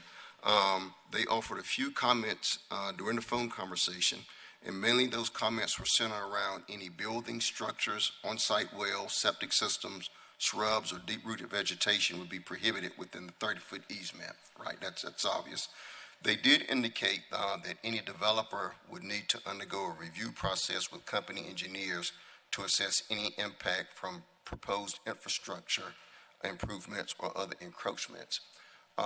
Should it be rezoned, should you all make the decision to rezone it, they could be included and notified of our technical review committee process, which is typically where these types of things come up, because this is a rezoning tonight and not necessarily a development proposal. So. Thank you for the clarification. Mr. Ison, 3 minutes, proponents. Thank you, Mr. Chairman. Just following up on that item, that's exactly what I was going to offer, is that this pipeline is one of several utilities that run throughout Guilford County. There is a rigorous review and approval process for any site plan. This developer, as in any property owner that wants to develop their property, must go through that process with this utility company as well as others. They have an easement here. It is designed and intended to serve this property and other properties. These lines run throughout Guilford County. They run throughout the airport area. And so I realize that there's a general safety concern, but this is addressed in the process that this utility and others have. And just as Mr. Bell indicated, should this be approved, they would be part of the site plan review, as would any other utility or any other agency for that matter. NCDOT would be involved in that review. In our office, we have a saying that rezoning approval is just an opportunity to try to develop land. There's no guarantee. What we're really focused on here, folks, is land use. What is a reasonable land use here? What is the request here? And I hope we'll keep that in mind. Other points that you heard that I'd like to address. As with any rezoning, this is a balancing test. We balance all the factors. I would invite you to look at the staff report. It refers to the comprehensive plan, which is a more specific document, and it has certain goals and objectives, and this proposal helps meet those specific objectives about meeting a critical housing need in this county. There was a mention of traffic. I would offer to you that this proposal did not come anywhere close to requiring or triggering a traffic impact study. This is a North Carolina highway. These are 80 single-family detached homes. I think what you've heard are some concerns, but they are speculative concerns. And I would offer to you or invite the board to deal with the facts that are in our application as revised with those additional conditions which we offered in response to concerns that we heard, as well as the other facts that you have in your staff report, which recommends in favor. Finally, I would offer to you that this is not necessarily a land use point, but as far as the financial well-being of Guilford County is concerned, 80 homes at an average price value of $450,000, we are talking about a project that would add $38 million to the county tax base. Glad to answer any questions. Opponents, you have 3 minutes.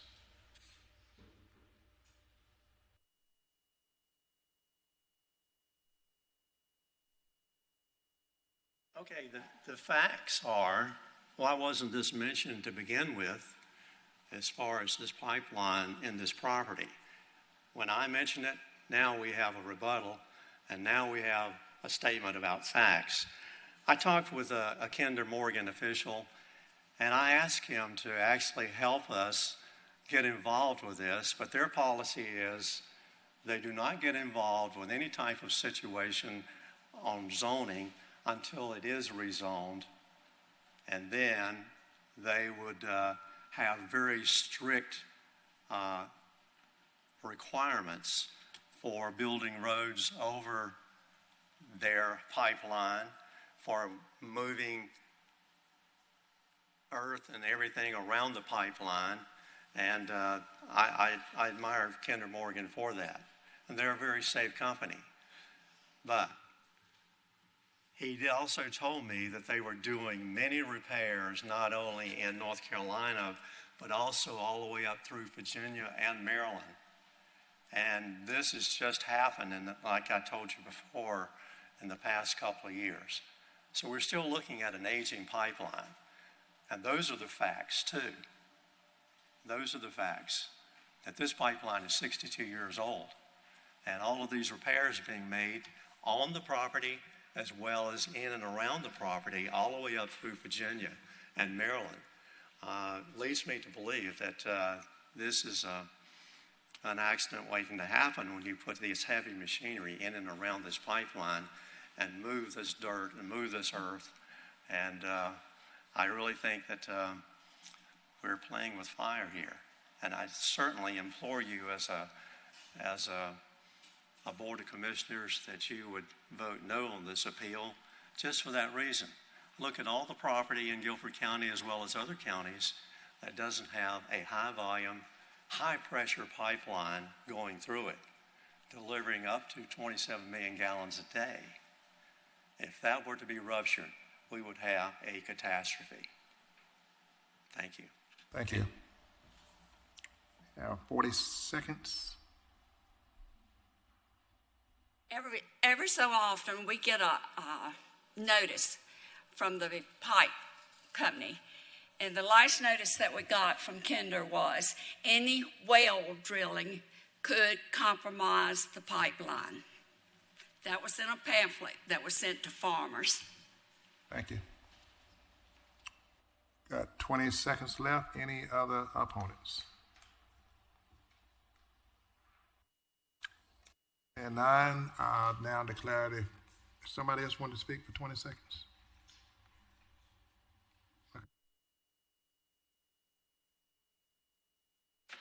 Hi, Amy Hansen from Greensboro. I'm new to this process of rezoning requests. I was surprised and disturbed to hear from several people, including people in this room and friends who've worked for the local government, that there's little precedent of people who buy land being denied a request for rezoning. We need to get away from the model where people buy land classified as farmland and then take it for granted that they will be able to rezone it for development. That isn't planning, that is letting the tail wag the dog. Thank you. Now declare the public hearing now closed. Do I hear a motion from Commissioner for discussion? I have a question. Can we ask some questions? I have a couple clarifying questions as a result of the comments before we proceed with the motion of staff. Need to have a motion on the floor first, and then you can ask questions and you can bring anybody back up pertaining to, but we have to have a motion on the floor for discussion. Okay. Do I hear a motion?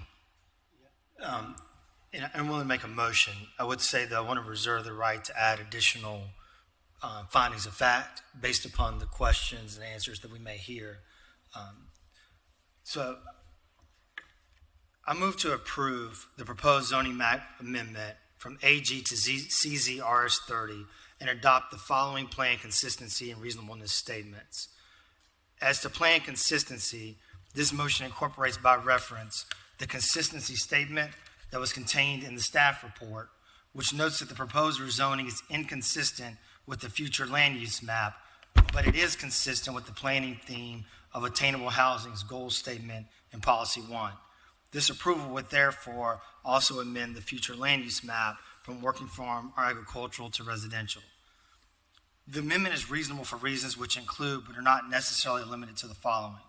First, for the reasons set out in the staff report under reasonableness, which we incorporate into this motion, but also for the following reasons. One, Guilford County's need for additional housing is significant. Number two, the subject property has direct access to a North Carolina highway. Number three, the shape of the property reduces impact on the visual character of the area. Number four, there are conditions requiring a minimum lot size of 40,000 square feet and further limiting the number of lots to 80 lots further mitigate density concerns, and the additional development conditions that were contained in the application as amended further buffer this impact. Number five, the approximately 20 uses that are excluded by the applicant are all potentially currently allowable under the tract's existing AG zoning, and the requesting rezoning would benefit neighboring properties by preventing these potential higher intensity uses. The zoning that is proposed, especially as limited, is a relatively low intensity residential zoning classification and is made even less intense here by the significant use and development conditions. Next, the proposed amendment advances goals and policies of the county comprehensive plan as referenced in connection with plan consistency. Next, the proposed plan balances private property rights while mitigating impacts to neighboring properties with the density and development conditions. Next, the reduced density more accurately reflects the topography, streams, and other site constraints, and is even less from a density perspective than the AG low-end density of 1 unit per acre. Next, also include that active farming has not been occurring on the property since coming under bank ownership at least 3 years ago. Next, rigorous review of any activity near high-volume pipelines will be required. Also note that heavy equipment and digging associated with the daily activity of farming would present as much as, if not more threat than the initial construction of the homes, which that initial construction will be limited in time and subject to substantial oversight. Finally, while the stated concerns regarding especially the pipeline and farmland are not to be overlooked, considering the totality of the positives and the negatives in this particular circumstance, the positives outweigh the negatives, and thus the request is reasonable. Here, a second. Second. Been moved and properly second. Discussion on the motion. Before we go into discussion, I do want to kind of explain to the audience and those listening at home basically what Mr. Commissioner Jones just did. We have to find findings of facts. If the motion was to approve, we have to say why we're making the motion to approve. If it was a motion to deny, then we have to have findings of facts to say why it was denied. So we had to have a script based from our attorney, based on law, to be those findings of facts. So I don't want anyone to think that he already had all those things ready to go and had made up his mind. But after listening to it, a motion has to be put into place, either for or against. And again, if your motion is to against, voted for the denial, then that commissioner has to find findings of facts why they are denying it. that's why he provided findings of facts on why he wants to approve. So I just wanted that to be clear from the audience. Okay? All right, questions on the motion? Ms. Murphy? Thank you. Commissioner Jones actually clarified my first question, which was wanting to make sure we're clear about the last time the land was farmed. I know that there were concerns raised around removing current farmland, and while it is designated as much, it seems that the land has not been used for several years for that purpose. And was not actively being farmed at the time it was purchased by Ventura Farms. I'm not sure if the following question is best answered by Mr. Bell or Mr. Isaacson, but I wanted to just get clarification on when the voluntary ag designation was removed. Was that by the current owner, or when the bank took possession, the previous owner? Can you clarify that detail for me? So the information that I have is that it's been requested to be removed, but I don't have a finality on if it has been. As I understand it, there's a request to remove it from the VAD. Mr. Isaacson, does that match your understanding?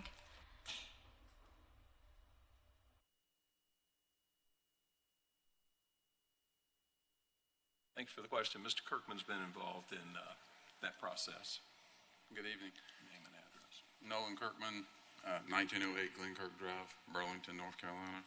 We had sent a request last month to the board to have it removed, and we did get an email back from Sydney Kirkpatrick with staff saying that that was approved for the removal. Okay, so the request happened after you all were owners of the property, but it has since been approved.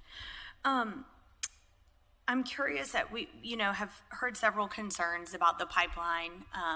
It's not the first time we've heard concerns about pipeline safety in our community. I'm curious if you can talk just a little bit about some of the steps that are taken during the building process if this rezoning is approved, and if through the TRC process you find that you are able, in fact, to bring your vision to life. How do you ensure safety both of the pipeline but also of the surrounding area as you move through this process? We're going to have to go through the approval process with Kinder Morgan. I mean, that's required. It's a rigorous process. They have very strict, guidelines and regulations of what you can and can't do within the 30-foot easement. So our intention also is to keep the easement outside of as many lots as possible. So only where we may need to have a driveway across it, that's the only places we would intend to have that coincide. Okay. Yeah, it feels important to not only mitigate as much as possible risk to property owners in the area, but also to the potential future residents in this neighborhood. As mentioned, the pipeline is aging. It will likely need to have repairs or potentially replacement in the coming decades. And there would, of course, be safety implications for the people who might eventually purchase these homes if your project moves forward. And so I think it's important that the community have understanding and awareness, but also that the developer as well take ownership around communicating that within the community so that there's clarity of sort of the risk that comes potentially with this neighborhood. Yeah, just one additional piece of information that, Ms. Murphy, this easement, along with all other utility easements, will be shown on the recorded plat for the development, as well as every survey that is done for every home that is purchased there. So it will be of record and also disclosed to every purchaser. Wonderful, thank you. I think, I absolutely had some concerns and heard from the community as well, primary concerns around safety. I reached out to you all to see if you had some information about that. I appreciate you sharing the developer's guide provided by Kinder Morgan. I will echo the comments from the gentleman that is opposed that Kinder Morgan has an incredibly rigorous process.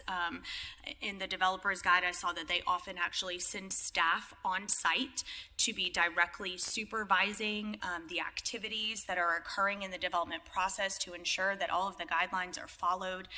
For me, that raised the level of precaution being taken and helped me to feel better that someone who is an expert of pipeline engineering and safety would be on site potentially during this process to help mitigate and limit risk not only to the developers but to the surrounding community, in the development process. And so I do really appreciate the intentionality with which Kinder Morgan requires and ensures that if there's ever development around their pipelines, that it's done so with the utmost high standard for safety. So thank you for answering those questions.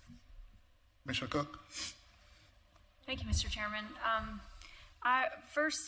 Commissioner Murphy has asked some of the questions that I had written down about pipeline safety. We've certainly had those conversations in recent meetings.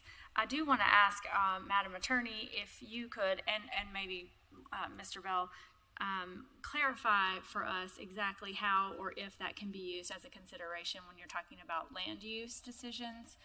We certainly want to raise awareness and the need to take precautions and proceed safely, but I want to be clear about what's allowed to be considered for land use decisions. This is just whether or not it's going to be approved or denied, and as referenced earlier in the process, that will also be considered. After an approval or denial, but not as a consideration of the approval or denial. Your scope tonight is the land use. Okay, and could you, I think Mr. Bell maybe would have the best answer for this.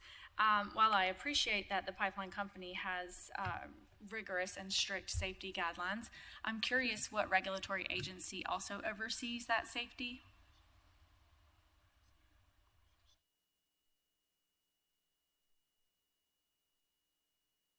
That's a good question for that. There is certainly a regulatory agency that would oversee safety when it comes to public utilities. So Yes, but I just can't tell you specifically for that. Okay. I can't. Is there a utilities commission at the state level? Does that sound right? Okay, we can find out that answer. Yes. That is correct. It is a utility commission. The North Carolina Utilities Commission? That is correct, yes. Okay. So I would like to confirm as we move forward, or in whatever way, with any project in Guilford County, if there are utilities like this that are rising to the level of concern for residents around safety, that we understand very clearly how they are to be involved in the TAC process post-approval, just for our awareness and to make sure that we're looping in everyone who might have input and increase safety for Guilford County residents. And then the last thing I wanted to offer, we hear in this conversation from residents the real valid concern about losing farmland, and I share that concern. I think we all do. It certainly came up as we worked through with our community volunteers around the comprehensive plan and how we want to prioritize the land that is available for farming in Guilford County.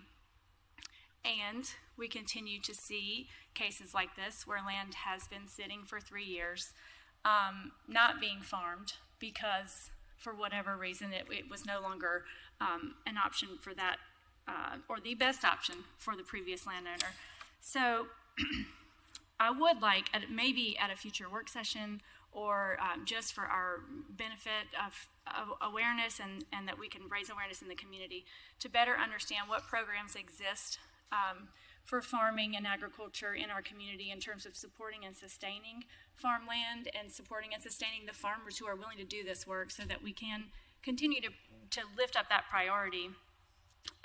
But at the end of the day, at this point, this land is no longer owned by someone who wishes to farm it. I do agree that housing, if it's going to be substitute, if their community benefit is going to be substituted for something else, housing is certainly one that would rise to a level of priority for me. Those are all my questions. Thank you. Ms. Cashin. Thank you, Mr. Chairman. You know, those of us who grew up on the farm, we don't like to see change. I know I went back to visit my former home, the farmland that I grew up on, and found it didn't even resemble where I used to live. So change is inevitable. We know that. My concern about this layout and it is a potential layout, and I would hope that it would be reconsidered, is the fact that there's only one access in here. And that concerns me, because if you had a catastrophic event, it could possibly cut off all of these people, depending on where it happens, whether it might be a fire or a wreck or whatever might happen. So I would hope that the developers would give concern to this. We have talked about this and looking at plans over the years, because an emergency vehicle may not be able to get in here if there's something that blocks it off. So I would hope that would be considered. Pipelines are concerned. Nobody wants them. Nobody wants to be near them. And we've had residents concerned about pipelines the last couple of years. But we have them everywhere. We have them where we don't know they are, actually. May even be one right under this building. I don't know. There's certainly one coming down Market Street, as I understand, right past my house. So I don't know. I have not heard concerns expressed from the residents out there. I've received no calls. This is highly unusual when we look at a rezoning request. I did get 4 emails. I noted that one of them had a Greensboro city address.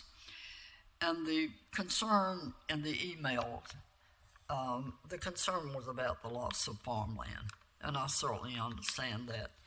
But I think that the decision that we are faced with today, I will be supporting this. Thank you, Mr. Chairman. Mr. Perdue, do you have any questions? Yes, sir, Mr. Chairman. Thank you. I also concerned with what Commissioner Caston brought up about one way in with 80 homes and looking at law enforcement, fire, and EMS. Although state fire code may set a number at 100, this is just slightly under that. I think Guilford County should look at some additional requirements at TRC when you put 80 homes with one way in and one way out, especially with some of the inherent hazards that pipeline can bring to a community. Also with school buses, not just emergency vehicles, but you have an emergency with a power line down, et cetera. You've got 80 homes that are isolated on an island. So I certainly hope some consideration can be given to looking at 2 means of egress and ingress and egress here with this development. Thank you, sir. Any further discussion on the motion? I have one for Mr. Isaacson or the developer.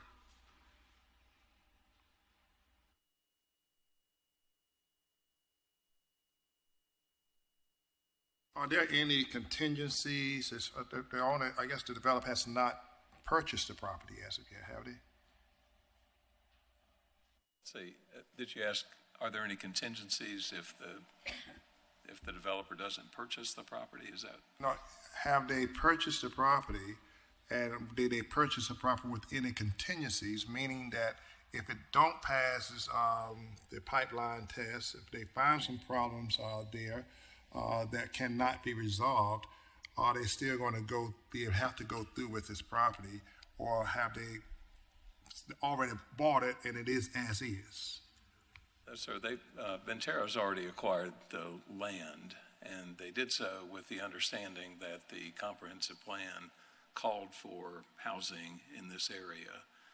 We think it's a very reasonable request, obviously, but as you may know, if buying land is somewhat of a risk, and if the site plan doesn't work out, assuming that the rezoning is approved, they would just reconfigure the site plan to meet whatever requirements TRC would impose on the property. Based on Ms. Cashin and Mr. Perdue's question related to the one-way in, one-way out, is this just a proposed layout for the development, or is there a possibility to address that issue? Yes, this is a concept plan. It's a sketch plan. It has not gone through that rigorous process of full site plan engineering. There are many departments at the county, plus NCDOT, plus the utilities agencies, as you heard, that will review any site plan that is proposed. The one way in, the one access point does meet the fire code. However, we're also concerned about public safety. And so if there's a way to introduce an emergency vehicle access only, which is quite common these days, to have a secure, what's called a Knox box, where only the emergency vehicle operator can get access to that area, then we'll certainly introduce that concept at the site plan review. Thank you. Further questions on the motion? Hearing none, please cast your vote.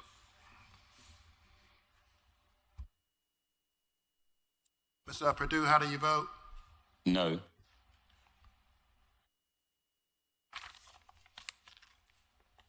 That passes on a 7-1 vote. Let's take a 10-minute recess, and then we'll come back to finish with our rest of our agenda.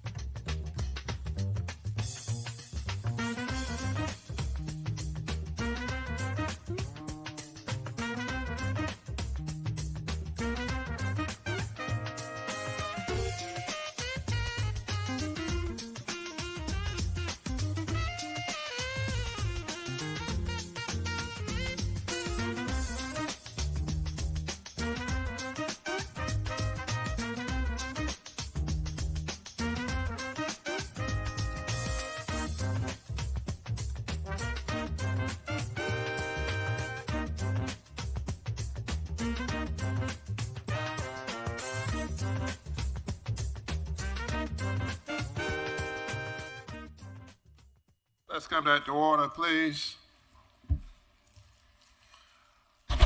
Before we consider this next item, new business item, a revision for local waiting list prioritization policy for the subsidy child care assistance program, we need to take a recusal vote. Pursuant to section law 2021-191, specifically section 14-23-4-.3, which prohibit public officials who also serve as directors, officers of government, or governing board members for nonprofits from participating in making or administering any contracts with those nonprofits. When a governing board considers a contract with a nonprofit, including any award of money, board members involved in that nonprofit must recuse themselves from a deliberation and record their recusal with the clerk. This recusal process meets the governing board's members' duty to vote and recusal procedures requirements. The recusal vote will excuse the impacted board member from deliberation and voting on appropriations and expenditures for the non-county economic development and social impact agencies due to a conflict of interest. It specifically excuses Commissioner Carvina Foster as she is employed by an agency that may receive funds through the Child Care Assistance Program. Is there a motion and a second for recusal vote for Vice Chair Foster? Second. Moved and properly second. Discussion on the motion? Hearing none, please cast your vote. And everyone get a chance to vote, also including Ms. Foster.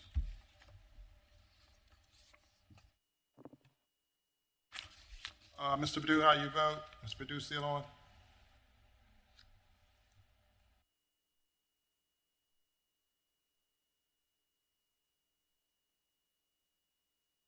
Perdue? Commissioner Perdue, I believe you're still on mute. I believe he's muted. He may not be with us, sir. Okay, go ahead and tally the vote. That passes on a unanimous vote. Ms. Foster, you are now recused. Does she have to go in the back or from the dais? Yes, sir, please. She does? Yes, sir. Okay. I suppose.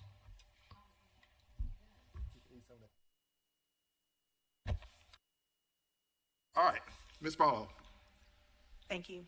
This is an item that you've seen before. It's our revision to our local waiting list prioritization policy for the Subsidy Child Care Assistance Program. When we submitted it to the state from your approval last time, they asked us to make a couple minor revisions, which requires us to bring it back to you for approval again. So we're asking that you approve the state requested revisions to our prioritization list. You have the red line document. They ask us on number 1 to remove the employed condition from homelessness, so serving homelessness is our number 1 priority regardless of employment status. They ask us to serve children with special needs regardless of any post-secondary education or training leading to employment for the parents. The last thing they asked us to do was split out number 6 into 2 different categories. So children working with Child Protective Services and children needing child welfare services, child care. So those were the few things that they asked us to make revisions to. I will let you know that we currently do not have a waiting list and are serving folks on the day that they come to apply. All right. Any questions for Ms. Barlow? Do you hear a motion? Move approval. Second. Moved and properly second. Discussion on the motion. Is Mr. Perdue back on? Mr. Perdue, how do you vote? No? Okay. All right, we'll go ahead and take our vote.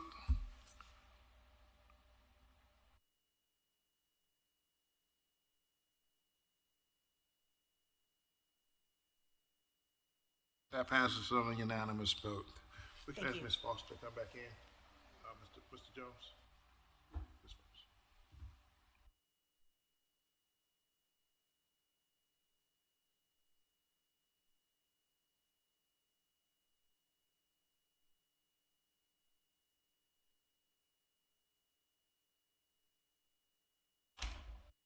Foster is now joining us. Next item is to select a voting delegate and alternate voting delegate to represent Guilford County at the 2026 North Carolina Association of Counties Annual Conference that's going to be held in Durham. I do plan on attending that, and my understanding, Vice Chair Foster, you plan on attending? Yes. Also, requested action, select voting delegates, Chairman Melvin Skip Austin, and alternate voting delegate, Vice Chair J. Calvina Foster, to represent Guilford County during the 2026 North Carolina Association of County Association Annual Conference. Do I hear a motion? Proper second discussion. Do we have Mr. Perdue yet? Commissioner Perdue, just checking to see if you can hear me.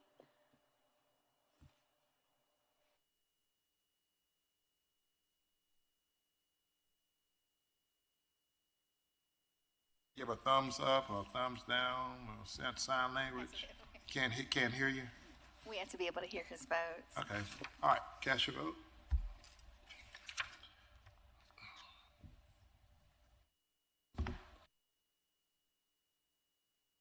That passes on unanimous vote.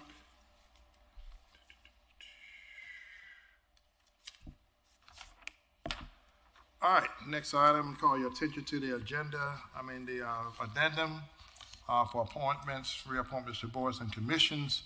Fire District Commission, Pleasant Garden, reappoint Edward Hampton III to second term. Guilford County Behavioral Health Oversight Board, reappoint Madonna Gear to second term. Guilford County Historic Preservation Commission, appoint John Mark Van Eriden to first term. Guilford County Planning Board, appoint Amy Kemp to first term as at-large designee position.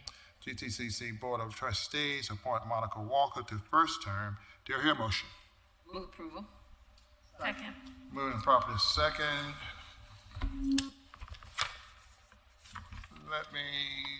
All those in favor, please cast your vote. I think we're going to have to do a number B at the same time. Mr. Perdue, back on yet? No, Commissioner Perdue? All right. Please cast your vote. That passes on unanimous vote. Item B, appointment to Guilford County Board of Adjustment. Read the language here. Requesting Mr. Larry Stanley, an alternate Board of Adjustment member whose fifth term expires June the 2nd, 2027, be appointed as a regular member to replace Ms. Deetra Miller. Ms. Miller is currently still serving as an alternate regular member. Her fifth term expires on May 15, 2025, or expired on May 15, 2025. Ms. Miller has been an active regular member and past chair, and her service has been valuable in this role. Requested action, appoint Mr. Larry Stanley, who is an alternate Board of Adjustment member now, as a regular member to the Guilford County Board of Adjustment. Do I hear a motion? Move approval. Moving properly second, discussion on the motion. Hearing none, please cast your vote. Assume Mr. Perdue is still not able. Apologies. I think we're not going to be able to get him back on. He can hear us, but we cannot hear him. Sign language, up or down. All right. That passes on the unanimous vote. All right. Commission liaison reports. Any? Nobody? Okay. Mr. Manager? No comments tonight. Madam Attorney? I would like to congratulate the ladies of Alpha Kappa Alpha Sorority Incorporated for a very successful ballet in the city of Las Vegas. We were able to meet and exceed the Guinness record by producing over 2,900 bags for the homeless and needy. 29,000 of us appeared and produced $72 million to their revenue. Oh, wow. That's great. And you gave your collegians Tefla bags. That was big. That was big. That was big. Yes. Congratulations. Recognizing that, Madam Delta. All right. Ms. Greer, anything? tonight. Thank you. Ms. Murphy? No comments. Ms. Cook? I will just briefly recognize Director Jim Albright, who spoke on a panel at NACO conference in the Mid-South County Caucus. He represented Guilford County very well, speaking about the difficulties that our rural fire districts are facing and what counties can work towards in terms of support. He represented us very well. That's it for me. Oh, wait, Thank I you. lied. Sorry. Point of personal privilege. Yes, please. I wanted to congratulate Commissioner Cook on her appointment to the NACO Board of Directors as the new chair of the Mid-Size County Caucus. She has been instrumental in getting that caucus off the ground, which is, I think, something that was really missing, a perspective that was missing in NACO, and she's been involved from day one, and it was exciting to see her appointed to that chair role. And we are so lucky to have her representing Guilford County and North Carolina at the national level. So, congratulations. Applause. That's great. Guilford County proud. She has been working very hard and very well deserved, Ms. Cook. Very well. Thank you, thank you. Ms. Cashman? Yeah. Well, we, excuse me, we held the Behavioral Health Oversight Board meeting. Seemed like a long time ago, but it was a Monday before we left here. And Chairman Perdue was out of town, so I conducted the meeting as vice chair. Cone has added additional personnel to be able to expedite folks coming in and give, in fact, they added in several areas, so giving us better service for our clients. At NACO, I spent a full day in JCPC, Juvenile Crime Prevention Council, and we had two resolutions that I'll refer to. I co-sponsored both of these resolutions. One was sponsored by Frank Williams from Brunswick County and had to do with FEMA and the streamlining of their process for individuals to get help. Some of these folks' homes destroyed 3-4 years ago down in Brunswick County still don't have help from that. The other resolution is one that I was very pleased to be. I've done work on this in the past. I'm very pleased to be a part of the development of this resolution. It was sponsored by the Maryland group, and it's a proposed resolution for investing in safer communities through local solutions. It's a long title that really doesn't tell you what it is, but it's to urge Congress and federal agencies to prioritize direct county funding, technical assistance, and data sharing partnerships that strengthen local capacity to address youth violence, behavioral health challenges, substance use, and emerging public safety threats. And they outlined a whole program that deals with all points to consider from the county courts and justice system, behavioral health and youth service, public health and community safety initiatives, and outlining all of the areas of youth participation in prevention programs. We have had a version of this resolution presented several times, but it dealt more with gun violence. So this way, they made that a part of the overall and talked about emphasizing intervention and prevention in all areas, gun violence being one of the issues. So I'm hopeful that somebody from Guilford County will join Justice and Public Safety ongoing and will follow up. We just not paid much attention to juveniles in the last few years. We have been tied up with FEMA issues, etc. So I'm delighted to see that, and also to know that our new president, George Dunlap from Charlotte, who was elected, who who went into office as the president of NACO. His theme is going to be Building Futures it'll be focusing on youth in all areas. So it really ties in with this. So, we had no idea that was his theme when we've been working on this. So,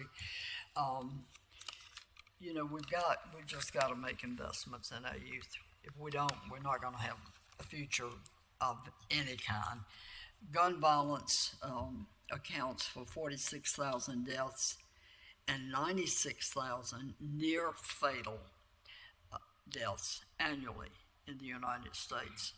So that's creating demands on the courts and our detention facilities and public health and all the other things. So both resolutions got unanimous vote. That finally got it through in our committee, and it was approved and will become part of the NACO platform. And I was very surprised that they reappointed me vice chair of arts and culture, even though I'm only going to be here till December. And they said, no, we want you to stay on, even with the 6-month appointment. Stay and help us with that. So I was very pleased to do that. We have ongoing meetings, obviously. And to congratulate Carly for her big appointment. That's great. We'll continue to have Guilford on the scene and leading. So, and I encourage others to become involved, and you get involved in the committee. And if you show up, I mean, you can't be a part of it if you don't show up. And finally, I wanted to say thank you to our manager and the whole team. Came this afternoon at 2:30 because I really wanted to see how this was going to work today. I mean, I knew it was going to be great, but the enthusiasm and the pride shown on the faces of those employees who were recognized was just awesome. It really was awesome, and I tell you, that's how you keep employees. That's how you encourage new employees to come on board, is to recognize when they're doing a good job. And it was just awesome. It really was. So thank you for doing that. I think you ended up with a whole room full of happy employees this afternoon. So thank you very much. Thank you, Mr. Chairman. Guess, won't you part of another story or article or something on the state level? Did everybody see it? Yeah, the County Insider magazine, featured Kay. It was about 3 pages. Very good spread. Yeah, They mailed it to your home. Well, I got mine at home. It was a great profile. It was great. Profile and service. Okay. Congratulations, Ms. I meant to bring that. Very well deserved. It was When very I nice. heard about it, I got to go back and read it. But I heard it was really, really nice article. Very nice. Well, it was a very generous article, and I appreciate your generous comments, and our clerk, Robin's comments were, very humbling. So thank you. Thank you. Congratulations. Mr. Perdue, anything? We have Mr. Perdue. No comments tonight, Mr. Chairman. All right. Thank you, Mr. Perdue. Mr. Jones. No comments. Ms. Foster. Okay, I was very honored to represent the board at a ribbon cutting for the new Blueford dorm on the campus of North Carolina A&T State University on last Thursday. This was a historic moment for North Carolina A&T because they have not had a new dorm in 15 years on that campus. So very well attended and a very nice event. I was also honored to serve as the voting delegate representing this board at the NACO conference, and the person that we split our votes with did win, so we were made a good choice there. And congratulations to Carly, very proud of you. Glad to be sitting in that auditorium when your name popped up on that screen as chairman. She was a little surprised, but we all know that you are a great leader, and you, as Mary Beth said, been really instrumental in the mid-sized county implementation. And so proud of you there, and know that you will continue to represent Guilford County very, very well. The women of NACO did acknowledge Commissioner Cashin during the meeting, as did the North Carolina caucus, acknowledged her and dedicated the reception to her. I think that was a surprise as well that they did that, but it well deserved. Just accolades all over the place, Kay. Never be able to replace you in any of these things. They'll never know the difference. Yes, they will.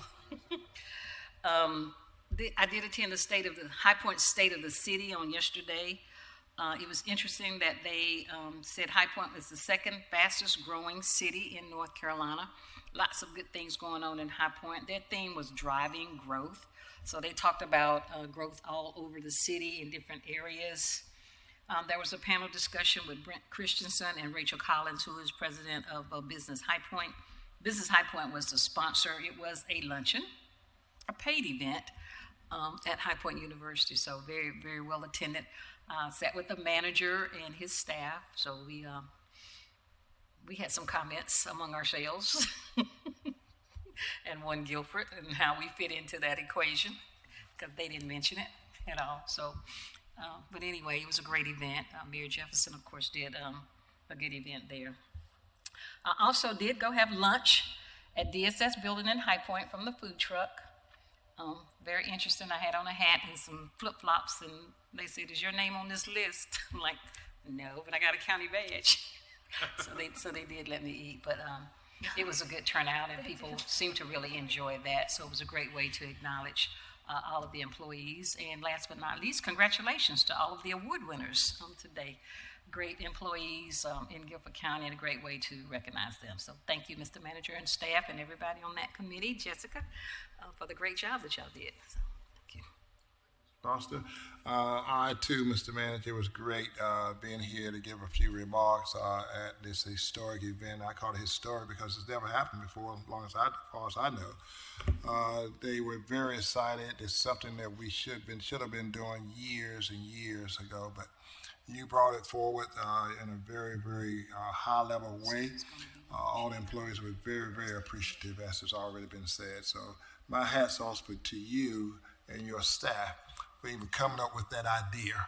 And I hope it can be an ongoing thing. Every year we should be able to, maybe one day, but at the same time, we should really congratulate all of our employees every day, but at least taking one day in order to show them our appreciation. So you did that, and I'm very, very proud that I was able to be a part of it too.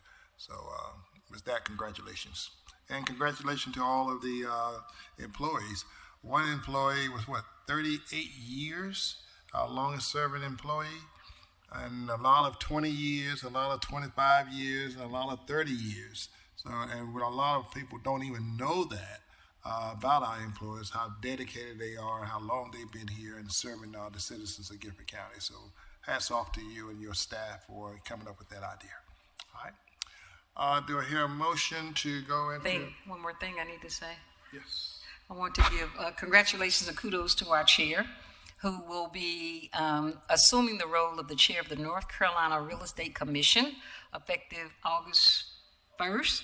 August 1st, he not only leads us in Guilford County, but he leads across the state. So your leadership is being well noted and documented. So thank you, Mr. Chairman, for all that you do. Looking forward to that assignment. Even though this is my second, well, it'll be my third time being chair. I was there 19 years ago. I was on the Real Estate Commission, and I was chair twice then, but to be able to get back on there with Governor Cooper appointing me and then becoming the chair of the commission again, that's something I'm very, very much looking forward to. Thank you. They recognize talent, leadership. All right, do I hear a motion to go into closed session pursuant to North Carolina General Statute 143-318.11A3 and 6 for the purpose of consulting with our county attorney and discuss a personnel matter. Do I hear a motion? So moved. Second. Moving properly second. All those in favor, signify by saying aye. All those opposed, nay. Ayes have it. So ordered. We stand in closed session.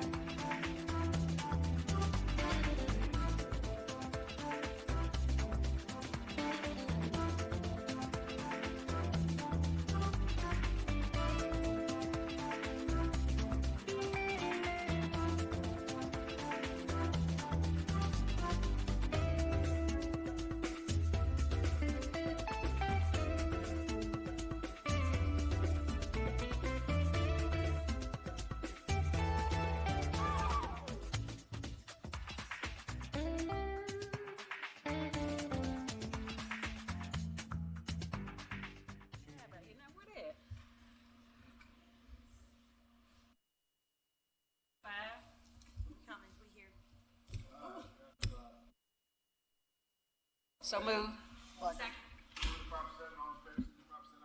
Aye.